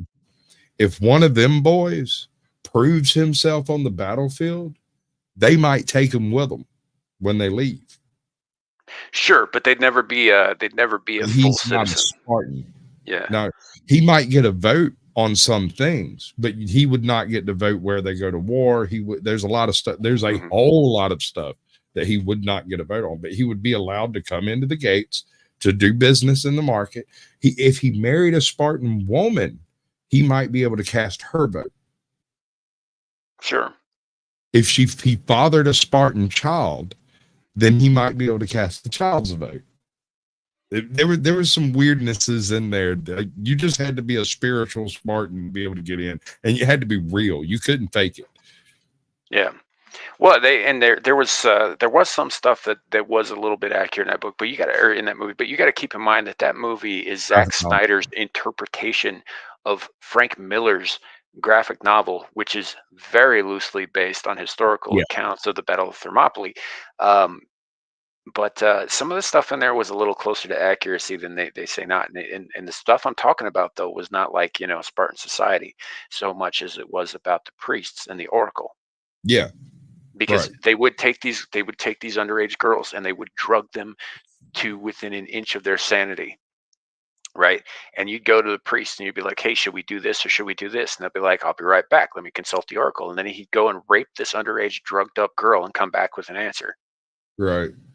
I mean, yeah, there's that. There's also there's a few historically accurate lines utilized, but I guess they'd have to be. the line about our arrows will blot out the sun, Mhm. then we will fight in the shade. That's about as Spartan as it fucking gets, dude. You don't get no Yeah, harder than that line goes pretty hard. Yeah. that. Dude, that one, and it's not yours anymore. That's some good shit, dude. I might have to go watch that maybe when we leave here, dude. Hey, look, the movie's good. You know, I don't say that about a lot of Snyder movies, but that one's good. He didn't write that, of course, though, and it was based almost entirely on Frank Miller's work. And Frank Miller, at one time, was a very respected and writer, even though he has written some shit that wasn't very good, like RoboCop 2 and 3. He didn't write the first one, which was good, but Don't but yeah, kid. yeah. So it's just that's not like all Snyder did was put that shit to film, and then slow it down a lot. He applied bullet time to fucking swords, which was brilliant. He also, I'm a little, I don't know. I'm not homosexual, not really. I like to play one on YouTube sometimes. That movie, that movie gave you some feelings that you didn't know what to do with. I don't know what to do with them, and I'm gonna go watch it again and see if I can figure it out. It's abolitious. I remember I was watching back in the days when I used to watch channels like Screen Rant and like what the fuck was it called? They used to do movie fights and shit, and Honest Trailers. I forget what the name of the channel was, but anyway, they back when I used to watch them, I think one of their female people was on there talking about that, and she called that movie abolitious because of all of the CGI ab muscles that are prominent. Spraying on ads, man. These motherfuckers had 9 packs. Hold on. There's another movie. Oh my God. It's about the other 4 Spartans. I think it's like 304 or 308 or something like that. And it's about these guys that they tried to leave back in Sparta because they didn't make the cut. Right. And instead they like hustle off behind them and chase them down, and they get there just as the battle's starting, and they're terrible. They're so bad. Oh, it's actually a pretty decent movie. It's Meet the Spartans, I think, is the name of it. Yeah, that's what Andy Pickle's saying. I hadn't actually watched it. There's this really fat dude with a beer belly that has airbrushed abs. And the other guy's kind of chunky too, and he's wearing one of those clamshell cuirasses, and he is forced into it so that the metal is like straining to hold him in. Oh man, yeah. There's some fun stuff out there. I don't know. I don't watch as many parodies as I used to because honestly, that whole genre, after I think Scary Movie 3 and the death of Leslie Nielsen, like the parody movies ever since then have just kind of not been on the same level. Well, I mean, there's a couple. You had Kick-Ass. Was that a parody movie? I don't know. No. Kick-Ass was a bit of a deconstruction of the superhero thing, but it was no, it's not a parody. It's based on a comic series by Graham Nolan, I think. Oh yeah, that's no, right. not Graham Nolan. Scottish dude. I'm trying to remember what his name is off the top of my head. I don't want to give credit to the wrong guy. But yeah, no, it's a bit of a deconstruction and like a don't be an idiot, you can't be a superhero story. You're right. That is him, isn't it? As Hercules plays the second to the guy who plays Leonidas, and it's who's the guy who played Hercules? Kevin Sorbo. Yeah. Dude, did you ever watch Andromeda? Yes. Dear God, okay. Yes. So in the final, like, I don't remember if it was the actual final episode, but it was pretty close to of the final season. And they're getting ready to like abandon, Rami and whatnot. He's like, wait, I got to get something out of my cabin. And so they follow him to his cabin. And Kevin Sorbo gets down. He takes his panel off the floor, or off the wall close to the floor, and he starts pulling shit out of there because he's got some special weapon or device or something he's after. But the first 2 things he pulls out is a blonde wig and a broadsword. I remember that. Mom laughed so hard she cried. Yeah. And then they're like, "What the fuck?" And he goes, "Don't ask." Yeah. What's funny is he pulls them out like he didn't know they would be in there. He's like, looks I at bet them. he didn't. I bet he didn't. I bet that the props department didn't tell him those were going to be in there. Right. The response is solid gold. It is absolute factual actual. Right. It's I'd wild. love to ask him about that, because honestly, I think that probably was like an outtake prank that got left in. Yeah.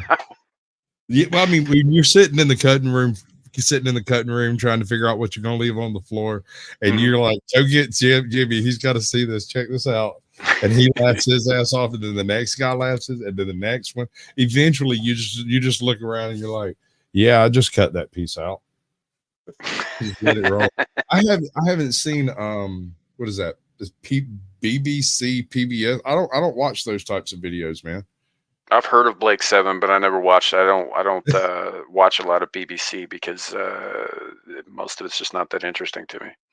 You know, Right. like you're talking like Whovians and fucking Blackadder and stuff like that. And some of those shows are all right, but it's not like a staple of my entertainment. No. That's why I like Anti-At Jack. Yeah, I like some BBC shows. There are some that I do, but like I never got into Doctor Who, for example. My father liked Doctor Who from way back with the first Doctor. This shit bores the hell out of me. I actually kind of like the premise of the first Doctor, right? Not because it's great, because listen, I used to watch the old Sherlock Holmes shows and stuff, and I mean like the really old ones. Mark Miller, thank you, Anti-At Jack. Mark Miller was the guy who wrote Kick-Ass. That's why I love Anti-At Jack. He does that. Okay, so I never could watch Red Dwarf. Couldn't do it.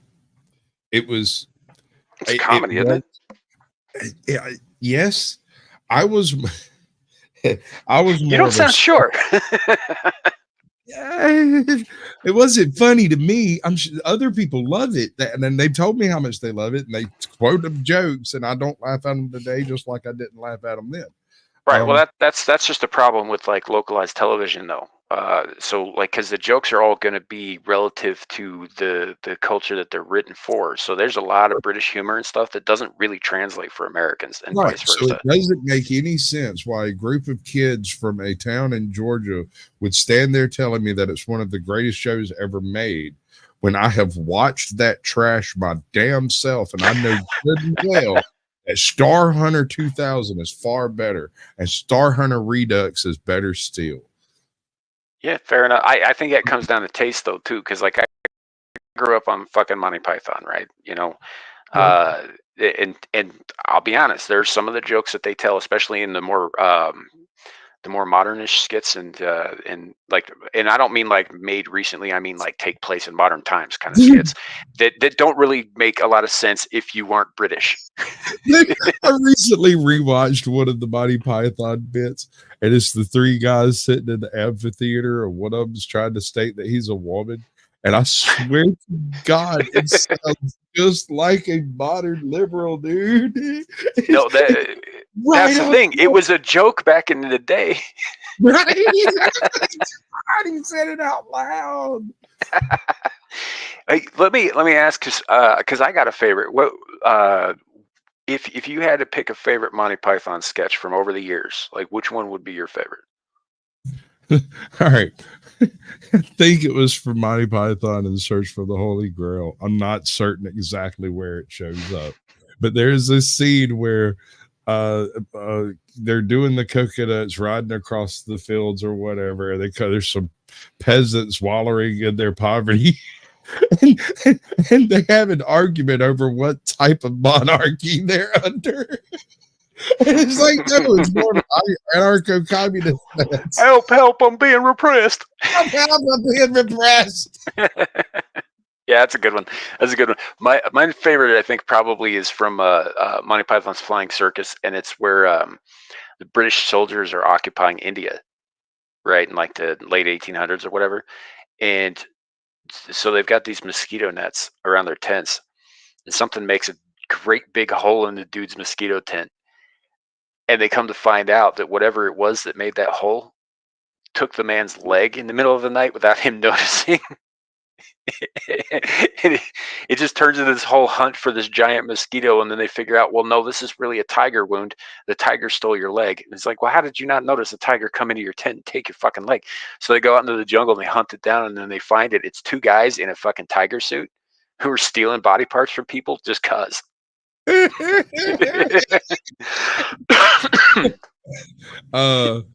Another really, really, really excellent skit, and it's during the Black Plague, and they're running around, and she's trying to put the guy on the cart, but he's not dead yet. Oh yeah, there's if you watch, I'm feeling much better. I think I might go for a walk. But no, if you look at the cart, there's another guy on the cart who's doing his best not to laugh, and you can see him shaking, listening to this madness take place around him. And the guy that's in the scene notices him shaking and whops his foot with It's so brilliant. Oh my god. Oh, we'll never have things like that again. It's like Blazing Saddles. You know, Blazing Saddles just got re-released, right? Yeah, I think actually that came up on a didn't you and I talk about that recently? Probably, yeah. Yeah, that you know, it's like what are they doing to it? What's different about it? You know, the most racist line in that entire movie is, and it's not racist at all, but it is the way it's used. Purdy near lost a $400 hand cart. Yeah. I will stack up that there one next to anything else in that movie as far as racism. That's the one. Even dropping the hard R doesn't ring the bell quite as hard as that one. Yeah, it's pretty high up there. I'll give you that.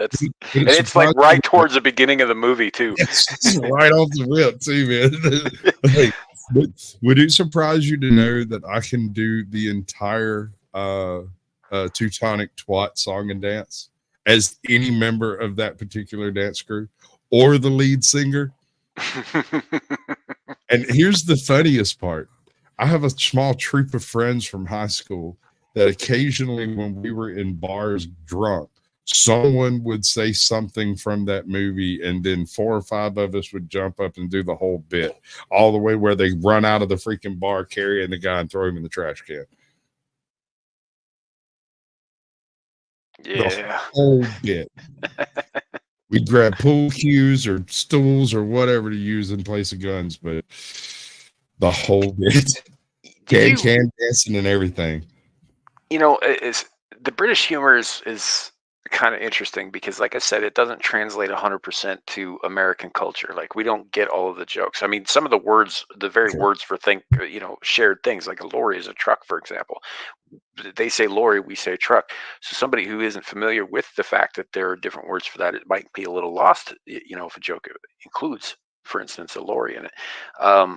But it's weird because Canadian humor seems to be like sketch comedy humor seems to be a lot more British than it is American, and they're actually our neighbors. It's the weirdest thing. Like Kids in the Hall. Yeah. Well, Kids in the Hall has its place. I was never horribly impressed by them. Like Lettuce Head, Crush Your Head. I mean, the Whitest Kid You Know was far better for sketch comedy.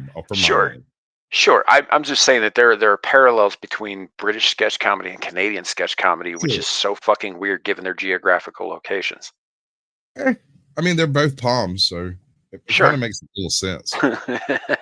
Yeah. Although, for my mind, like I saw this years back. I'm working for KFC, right?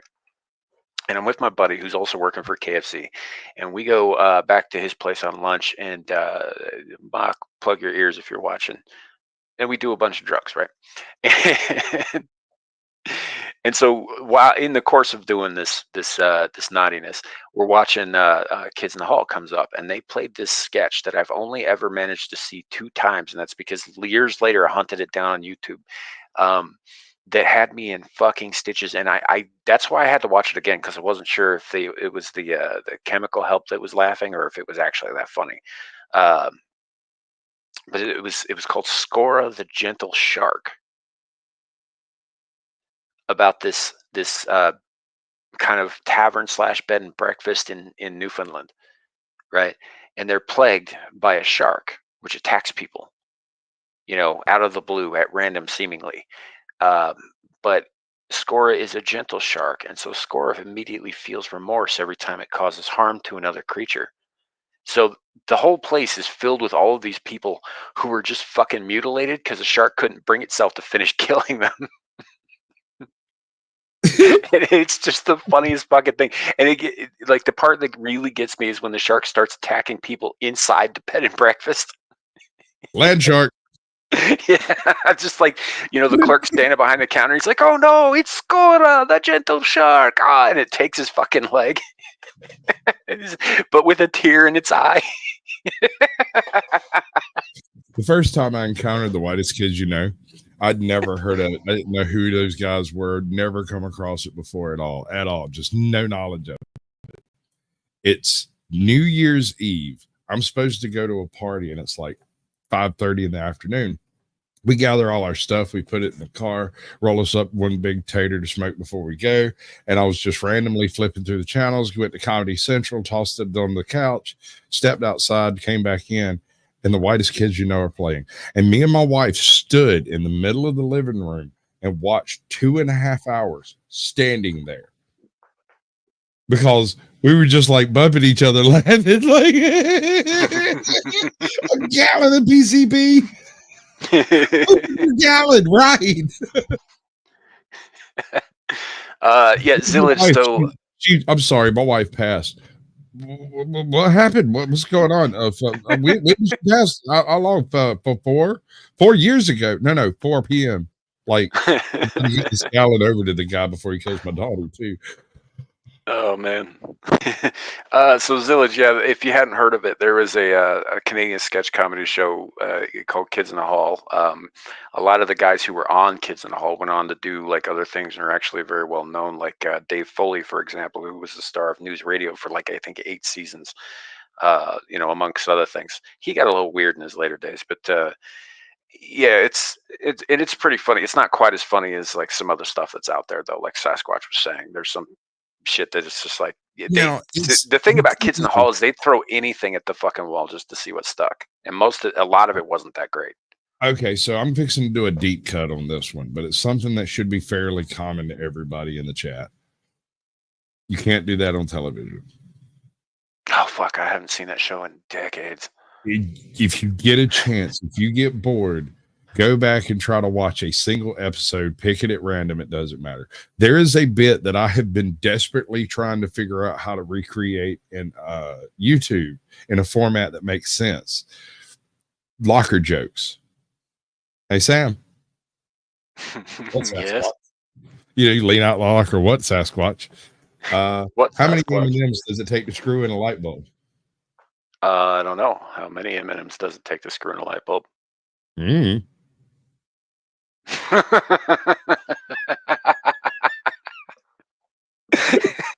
it's pretty good. The locker. Don't encourage your mother. See, I think of light bulb jokes, and all of the worst ones come to mind. Right? Dude. Like for instance, how this is going to be awful, folks, so bear with me. How many dead babies does it take to screw in a light bulb? I think I ruined that. I'm sorry. Say it again. How many dead babies does it take to screw in a light bulb? I don't know how many. Enough to make a pile to stand on? Yeet yeet. It's like, how do you get a dead baby off a pitchfork? With your foot?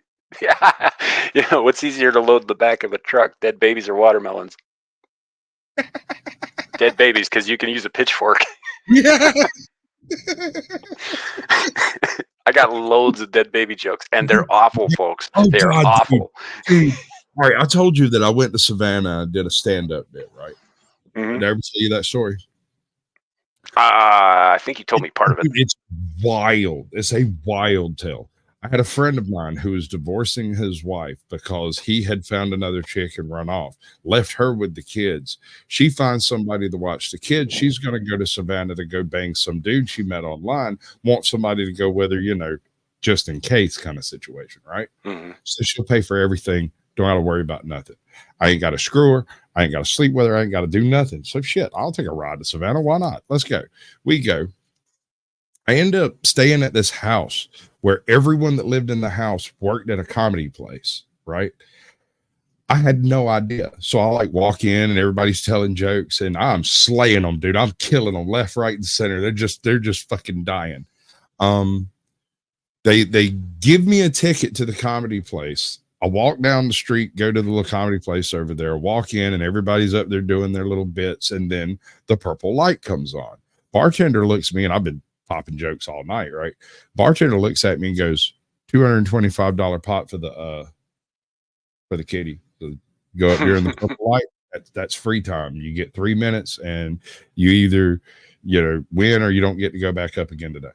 And I was like, dude, I don't do stand-up comedy. I work like this, not with a group. I don't really know how to make that work. And he's like, what would it take to get you to go up there? I said, I want a screwdriver with 3 ice cubes and a straw. Fucking done, dude. Makes me up a good stiff one, son. You kind of see through the bottom of it. Anyway, I go, all right, fine. 3 minutes. He said 3 minutes. I walked up there with this. It's like a moose cup. You know what a moose cup is? It's a little bigger than your usual tea glass. Kind of like a big gulp, sort of. Anyway, okay, yeah. A moose cup, right? Because I asked for the straw. Anyway, I go up there. I'm standing there. I'm like, I explained to him. The bartender told me I could have a screwdriver if I'd come up here and do some comedy. And if I can make y'all laugh, says he'll pay my bar tab. And everybody's like, right? Then I just stood there and drank a half gallon of fucking screwdriver, didn't say another word, and drank the whole damn thing in 3 minutes. And when I got to the bottom of the cup and it started doing that sound, I dumped the mic over in the cup, set it down on the stage, went and sat back down. And they died. Traveled them. Something about that bottomless. By the time I was done, everybody was crying. I just mic dropped the thing, went over, sat down. I said, that'll be my bar tab, and I want 4 shots. Yeah. He's like, dude. But it's not something I can do on purpose. It Right. only when I'm stuck in the spot, And I hate that feeling. To kind of tie it back to horror, what's always struck me as one of the weirdest and most out of place, funniest fucking things I've ever heard. In the original Hellraiser, whenever Frank is sucking the life out of somebody, right? They use that sound effect of like the straw reaching the bottom of the fucking glass. It's clearly somebody trying to get the last of the liquid out of their fucking drink. But it's from the very beginning. The second he goes at it, it's yeah, it's just there. It's so fucking weird. Oh wow. Princess Bride's another one. That's another classic comedy. It's fucking it's kind of got a bit of a horror angle on it too. If you get over the swamp. Right. Sure. There's some I would say that was pretty standard like Fantasy Fair at the time though too. Like fantasies had scary parts to them, like did Neverending Story with the swamp of infinite sadness. Oh, right? God, yes. The fucking oracles, dude. Those 2 species. That was terrifying, man. Or like Krull when the old man's trying to get through the spider witch's cave. Yeah. Right? That was terrifying. With the glass spiders, like fucking, he's like, I'm gonna get you. The Barbarians. You remember in the Barbarians where the weird vampire thing grabbed hold to him? It was like a giant bat thing that sucked blood. Man. I always thought that was Beastmaster 2. That was Beastmaster 2. My bad. Yeah, where they just like wrap their wings around him and suck the life out of him and drop a skeleton and shit. Yeah, dude. Yeah, that was a weird little effect that they did for that. There's just, if I remember right, there's nothing else in that movie about it. Like there's a mix of it that happens, and then it just moves on. Well, I think at the end of the movie they show back up again because Dar makes friends with him because he's the Beastmaster. Right. Okay. You know, all right. like they come in clutch at the end of the movie as well. But like when they're first encountered, they're just like, holy fuck, what are those? Oh, I'm going to see whose line is it anyway. I don't know if that actually went through.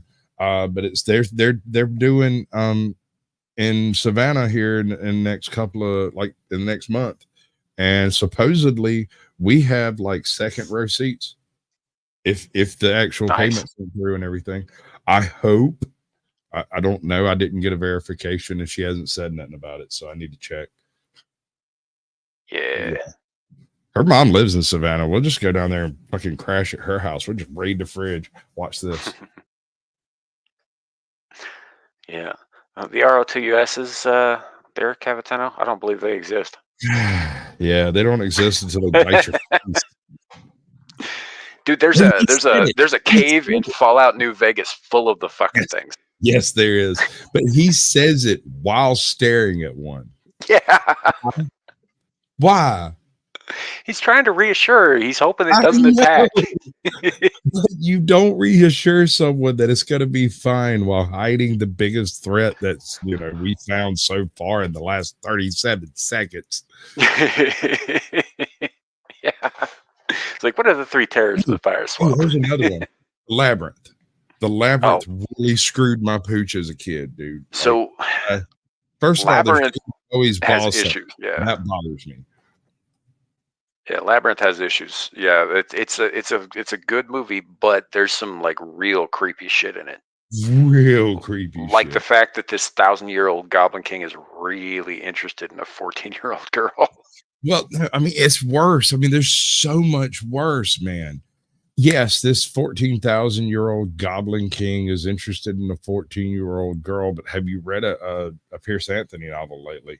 My point is, homie is wearing skin-tight, vein-showing crotch cuggers that just, I don't know. Yeah, I'm pretty sure that Bowie had a lot of input on his wardrobe on that movie. Because he wore that shit on stage too. Yeah. Like, how did he describe himself as a trisexual? Because he would try anything once. Yeah, I suspect he may have tried a few things more than once. Oh, I suspect he did too. But there was just some so I think it was Henson's Creature Shop that did most of the effects for that movie, and they did some really interesting shit. Not to mention some of the actual work on the labyrinth itself, some of the optical illusions, like when she's looking directly at the next part she needs to go in, but it just looks like part of the fucking wall. Right? They did a really good job with that perspective shot. That was great. I mean, I was utterly impressed. There's a lot of that movie that did impress me, but there's also a lot of it that left me with like the bog of internal stench. Yeah, or the helping hands. Why? Oh, Jesus. The helping hands are nightmare fuel. Yeah. Dude, that's body horror 101 right there, bro. Yeah. Or the Fireys when she's doing the dance, or the Fireys are doing their dance and they start throwing their heads around and she throws somebody else's head. She's like, you can't do that. That's his head. Now we're going to take yours. Yeah. That's it's like, fuck that. I'm out. I may not have. What's the one with Tom Cruise? Where, oh my God, it was a very early Tom Cruise film where he's looking for a woman to find him a unicorn or something like that. I can't remember. That one creeped me out too. Oh, Legend. Tom Cruise. Legend. That's it. Tim Curry and Mia Farrow, I think. Yeah. Bad shits. It's not. There's nothing in it specifically that's scary. It's just the entire thing occupies this uncanny valley. Yeah, well, that's some of that. I think was how they filmed it because there was always this like weird glossy sheen over everything. Like they really went into like camera flares and like reflective surfaces and shit like that, and it sort of gave everything kind of an ethereal quality to the film, which was very strange to watch. Well, Pan's Labyrinth. Okay, so all right, I'm fixing to get kind of out there for a second, and it's because of Pan's Labyrinth that I do this kind of thing. There are some movies that are made that you don't need subtitles to. Pan's Labyrinth is one of those movies that you don't really need subtitles to know what's going on. They help, but anyone with half a brain could look at the scenery and what's happening and know approximately what's happening. You don't really need to know what they're saying to get now the gist. that you say that, yeah, I can see that. I'm looking back to it, and yeah, they really visually told that story very well. If you're into any kind of foreign film, and I know we're enemies with the Russians currently, and everybody hates them, but they made a film. They made a film. I think it's called First Lieutenant, or maybe it's First Sergeant, something like that. It's about a guy who is he's a private placed on the front line, but between the time he leaves his post and gets to the front line in the Western Front, he is elevated from brevet private to brevet lieutenant. He becomes a fucking officer, but he's a good, wholesome Russian lad, right? So he just grits his teeth and bears it. But then about halfway through the movie, it throws back to the very beginning of his life, right? During the First World War, when all of this went horribly wrong. And it shows, him watching the Huns come through and burn everything. It's wild. It is wild. It's great. It's not subtitled. You can just sit and watch that film. The kid throughout it, when he's doing all the younger stuff, he's a perfect little soldier. It is an amazingly shot. It's beautifully framed. Everything references properly. Even the set pieces are done exceptionally well. Yeah. No, there's some really cool stuff that's come out of Russia. You know what that reminds me of, though, when you're talking about like certain period of time and like, the horrors of war and all that. Yeah. There was so there's a channel that I've brought up on this channel several times that I pay a lot of attention to. It's called Horror Babble, and it's a guy named Ian and his wife Jen, and they put together these. Essentially, he does readings of public domain stuff from like Weird Tales. They started out with like Lovecraft and Howard and like Derleth and that sort of thing. I'm familiar with Horror Babble. I got sucked down the rabbit hole a couple of years ago. Oh my God, it's such a great channel. But they did this story a few, I think, earlier this year, and it was about a Russian, right? So after.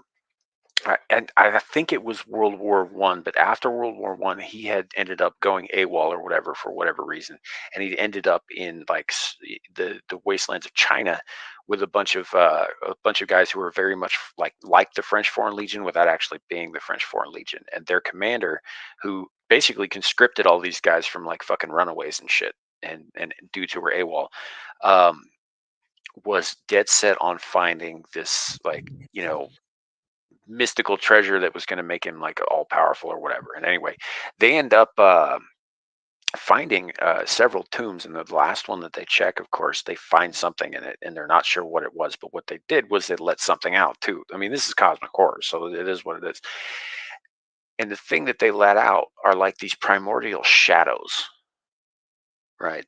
And they're not physical, they're not three-dimensional, they're just shadows. But anywhere the shadow falls, if part of it falls across your eyes or whatever, like across your face, right, you do not dare move, because the second you move, the shadow stays put, and whatever it's touching stays right there with it. So like there's these dudes being ripped apart because these shadows are embracing them and they're trying to get away from them, and of course they are literally ripped into pieces because the shadows don't move. We got a question in the chat. Willow. Oh, okay. Willow. The original movie with great. Yeah, that's a fun movie. Absolutely I enjoyed the hell out of it. Yeah. Totally fun. Mad Mortigan was so on point with Val Kilmer. It was absolutely amazing. You are great. I mean, there's some excellent lines in that film. The fact that a common hocus pocus guy, a charlatan, outsmarted a witch with actual freaking magic by pulling a sleight of hand bullshit is brilliant. And then they come along 30 years later and take a big steaming woke pile of crap on it, which was completely unnecessary. You know, They completely could have done a unnecessary. cartoon, did everything they did with the live action movie in the cartoon, and nobody would have said a word. I can't believe Warwick Davis signed on for that. I mean, they completely cucked his How character. many zeros you reckon was on that paycheck, bro? Not Oh, enough. yeah, not for that. You know, but the original Willow movie was great. It was a No. lot of fun. Something we grew up watching alongside shit like the Monster Squad and the You're- Goonies. You ever, yeah, Monster Squad goes, yeah. It's Night Night Brewster. Kick him in the nards. Wolfman ain't got nards. Kick him there anyway. Wolfman's Bam. got nards. Wolfman's got nuts. What was the other one? Oh God, I just had it. Oh wait, no. You played D&D, right? I've played D&D adjacent things. I don't really go in for Okay, tabletop. all right. I did a full back in like the mid 2000s or so. I had about 15 people playing 2 campaigns a week. And it was set up so that one team that was playing on Sunday were the heroes and the other team that was playing on Saturday were the villains. And so I'd get together with the villains to see what it was they were trying to do, and we would go do it. And then the next day the heroes would come in, the murder hobos would come in and clean everything up.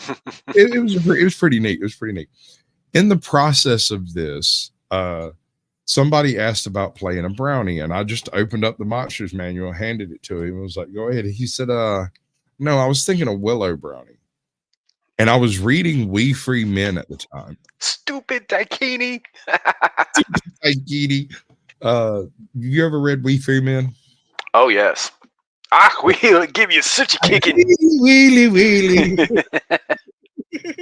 Which no one else would get. So I looked at him and thought about it and went, okay, I've got to rob anybody right here.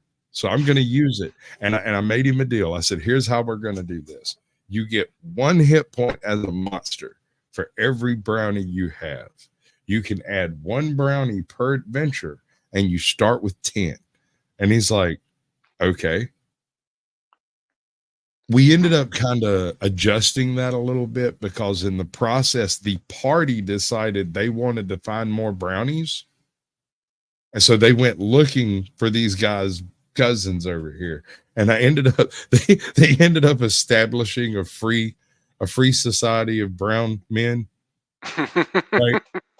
Which they're brownies. They don't understand what this means at all.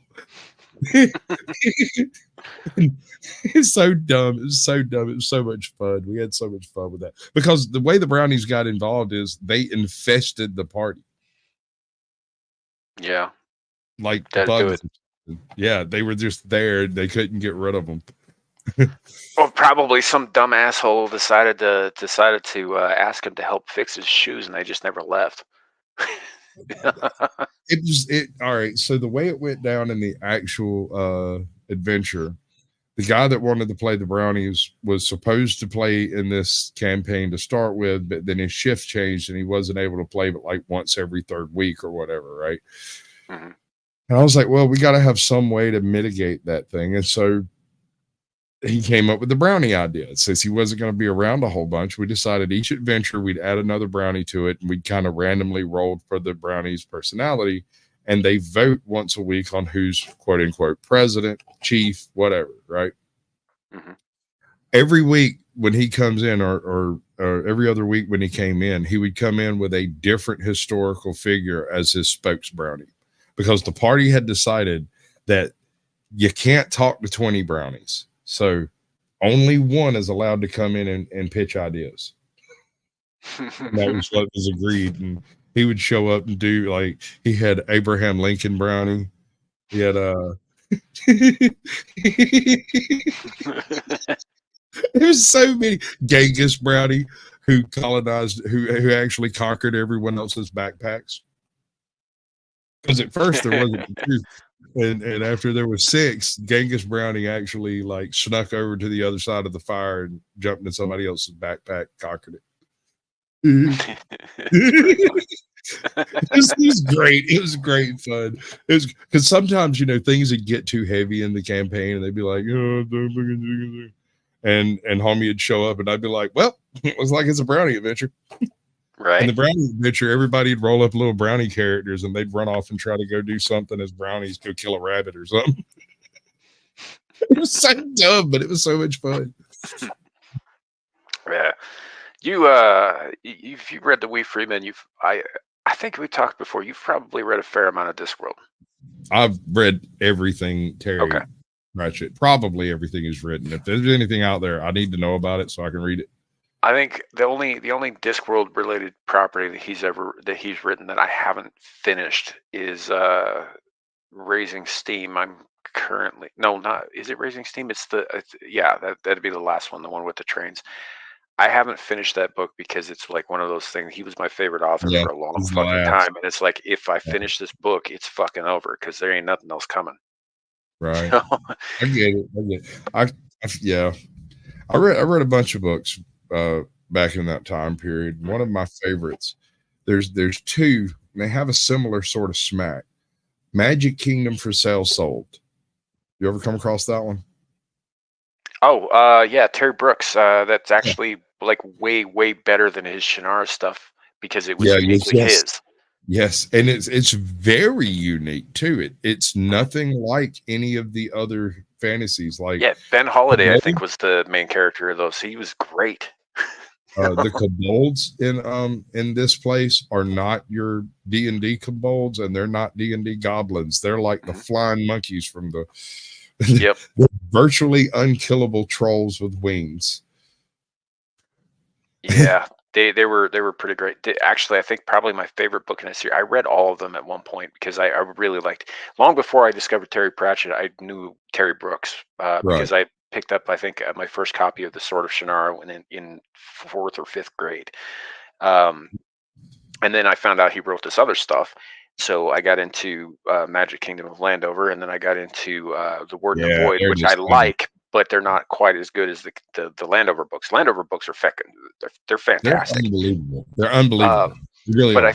I think probably my favorite one was the 3rd book, Wizard at Large, the one where the court wizard has to chase Straub the dragon into the fucking real world. Right. And the dragon's freaking out because here comes a helicopter. He's like, "What manner of beast is this?" All right, my computer looks a little glitchy. If I drop out, I'll try to come back. Oh, no worries. We could probably wrap it up here. We're going to go for about 2 if you hours. like fantasy, and you especially like the concept of fantasy horror or fantasy comedy, either one. Personally, I think it's a horror, and it makes me laugh. There is a series called The Magical Kingdom of Xanth, written by Pierce Anthony, and I've read Xanth. It's a fun jaunt through puns and horrible magic and bad communism tropes and all kinds of horrible. I've read quite a few of those books. Yeah. What was the best one in your opinion? Either Nightmare or Ogre. Really? Yeah. I went for The Source of Magic in Castle Rugna. Huh. Interesting. Although I do really like the one where Princess Ivy gets lost and runs off and tames the Gap Dragon. Yeah. I can't remember the name of that one for some reason. But there's like 60 of those books. So I mean, yeah. Well, and again, while I enjoyed the Xanth series, they are very silly. Well, the first ones, the first 5 or 6, man, they are top-notch fantasy. They are absolutely flawlessly executed. But then he admits, Pierce Anthony admits, it's the one thing that he can do that just makes money. Sure. I would say though, like one of the reasons that Ogre is one of my favorites is because the character of Smash the Ogre is really compelling. Yes. You know, in a world where everything's fucking, you know, I'm pretty sure that's the same one where they debut the Cat Ass Trophy. No, sir. That's the second time the Cat Ass Trophy makes it. The first time was in a Spell for Chameleon. He's trying to get through the centipede place, and the middle of centipedes. Yeah, he's trying to get out of the centipede place down near where the reverse wood is in the second book. He doesn't realize he's that close to the source of magic, and he stumbles into a pun trap. And one of the pun traps in the pun trap is the cat-ass trophy. Right. Yeah, there's some weird shit in those books. I kind of like Piers Anthony's take on science fiction better though than I do his fantasy. You like Frightful Mode? What's that? The Mode series? I didn't read all of those. I read a lot of one-off books that he did, like Right. Kilobyte, for example, which was Kilobyte, about video yeah, games. that's another good one. And then Mute, I think, was probably one of my favorites. If you get a minute, there's another series that he did that a lot of people kind of shy away because it's very not like Pierce Anthony. I think he had a co-writer with it. Is it Incarnations? It's not No, Incarnations. those are great. Those are great. I love those books. This is the Split Infinity series. I'd heard of it. I haven't read it. Yeah. Dude, the Blue Adept, in fact, the Blue Adept is a large portion of my philosophy on just dealing with people in day-to-day life, right? He has this philosophy. He's not supposed to be here. He's the wrong guy. He's got a serious case of imposter syndrome. Even though he's accomplishing all of the things, he's meeting all the challenges, he's doing all the things, he's done all the stuff. These other mages who are also sort of imposters in their own rights are coming to try to kill him because the blue one, the Blue Adept, is the most powerful. And they are attempting to try to team up without killing each other so that they can kill him. And there's a whole series of books about it, and none of it makes any sense. But the stupidest part of this whole series, the Blue Adept's power is speaking things into existence through the power of rhyme. Interesting. All the other wizards have to do other things. Some of them to sing and dance like shamans. Some of them grab dirt, throw it in the air, it becomes fire. I mean, there's a bunch of weird stuff. His happens to be rapping. He goes in and throws down a slam poem and kills you with it. He actually slays people with his words. Huh. Yeah, no, I might look into that down the road here. Yeah, no, there's all right. So there's several subplots there. One of the things is juxtaposition. That's a good one. Split Infinity. Yeah, that's fucking awesome. That whole series is really weird. He also did another one called Carillion Quest, which is a huge sci-fi thing where it's people and aliens, and we lost him. He's gone, and I don't know what to do about it. Or is this just me falling out? I'm starting to glitch up too. I don't know. The magic of Xanth. Yeah, no, that's beautiful, dude. That's great. Sorry about that. It happens. I told a really bad joke while you were gone. We're both going to get stripes. That's fine. It's fine. Excellent. This is all fine. Just burn it everywhere. Oh, man. Yeah, we should probably call it there before I break something accidentally. Yeah, no, mine's fixed to start. Mine just started glitching up too. I think maybe they're trying to do an update and we're live. Yeah, they've been doing a lot of fucking updates lately. There's You a whole read the thing new also. terms of service. Oh yeah, I also looked at the new pricing that they're gonna shove down my fucking throat. Yeah, what does it look like? Well, currently I'm paying pretty close to 30 for all the benefits that I get here. It's gonna jump up to almost 90 a month for the same shit. Actually, slightly less benefits than I'm getting now. Well, you can go dark mode now, so you might want to take advantage of that while you still have the chance. Dark mode is for pussies. Dark mode for professionals. If you want your shit to look professional, dude, it's hard to do it with a bright ass freaking screen sitting over there. But that's just my opinion. Yeah, that's true. That's true. Of course, you all can't see the reflection on my face anyway, so it's fine. But we have to see the reflection on our faces when we're watching it on the stream. But that doesn't matter, does it? No, not at all. So, I mean, pretty much the only light in my room, in this room right now, is coming from the fucking computer screen, which is not in dark mode. I bet you look like Gollum. Your eyes this big around.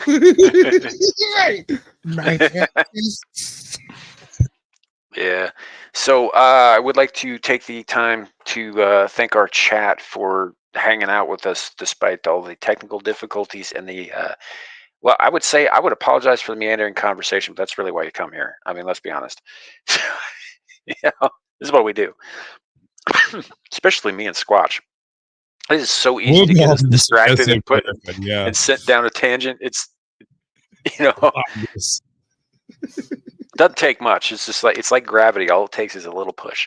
But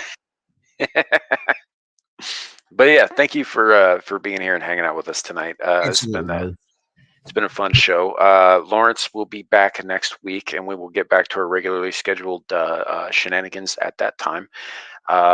But I'd also like to say thank you to Shadow of Hawk for jumping in, and Caucasian Sasquatch for filling in for Larry, and just generally being awesome.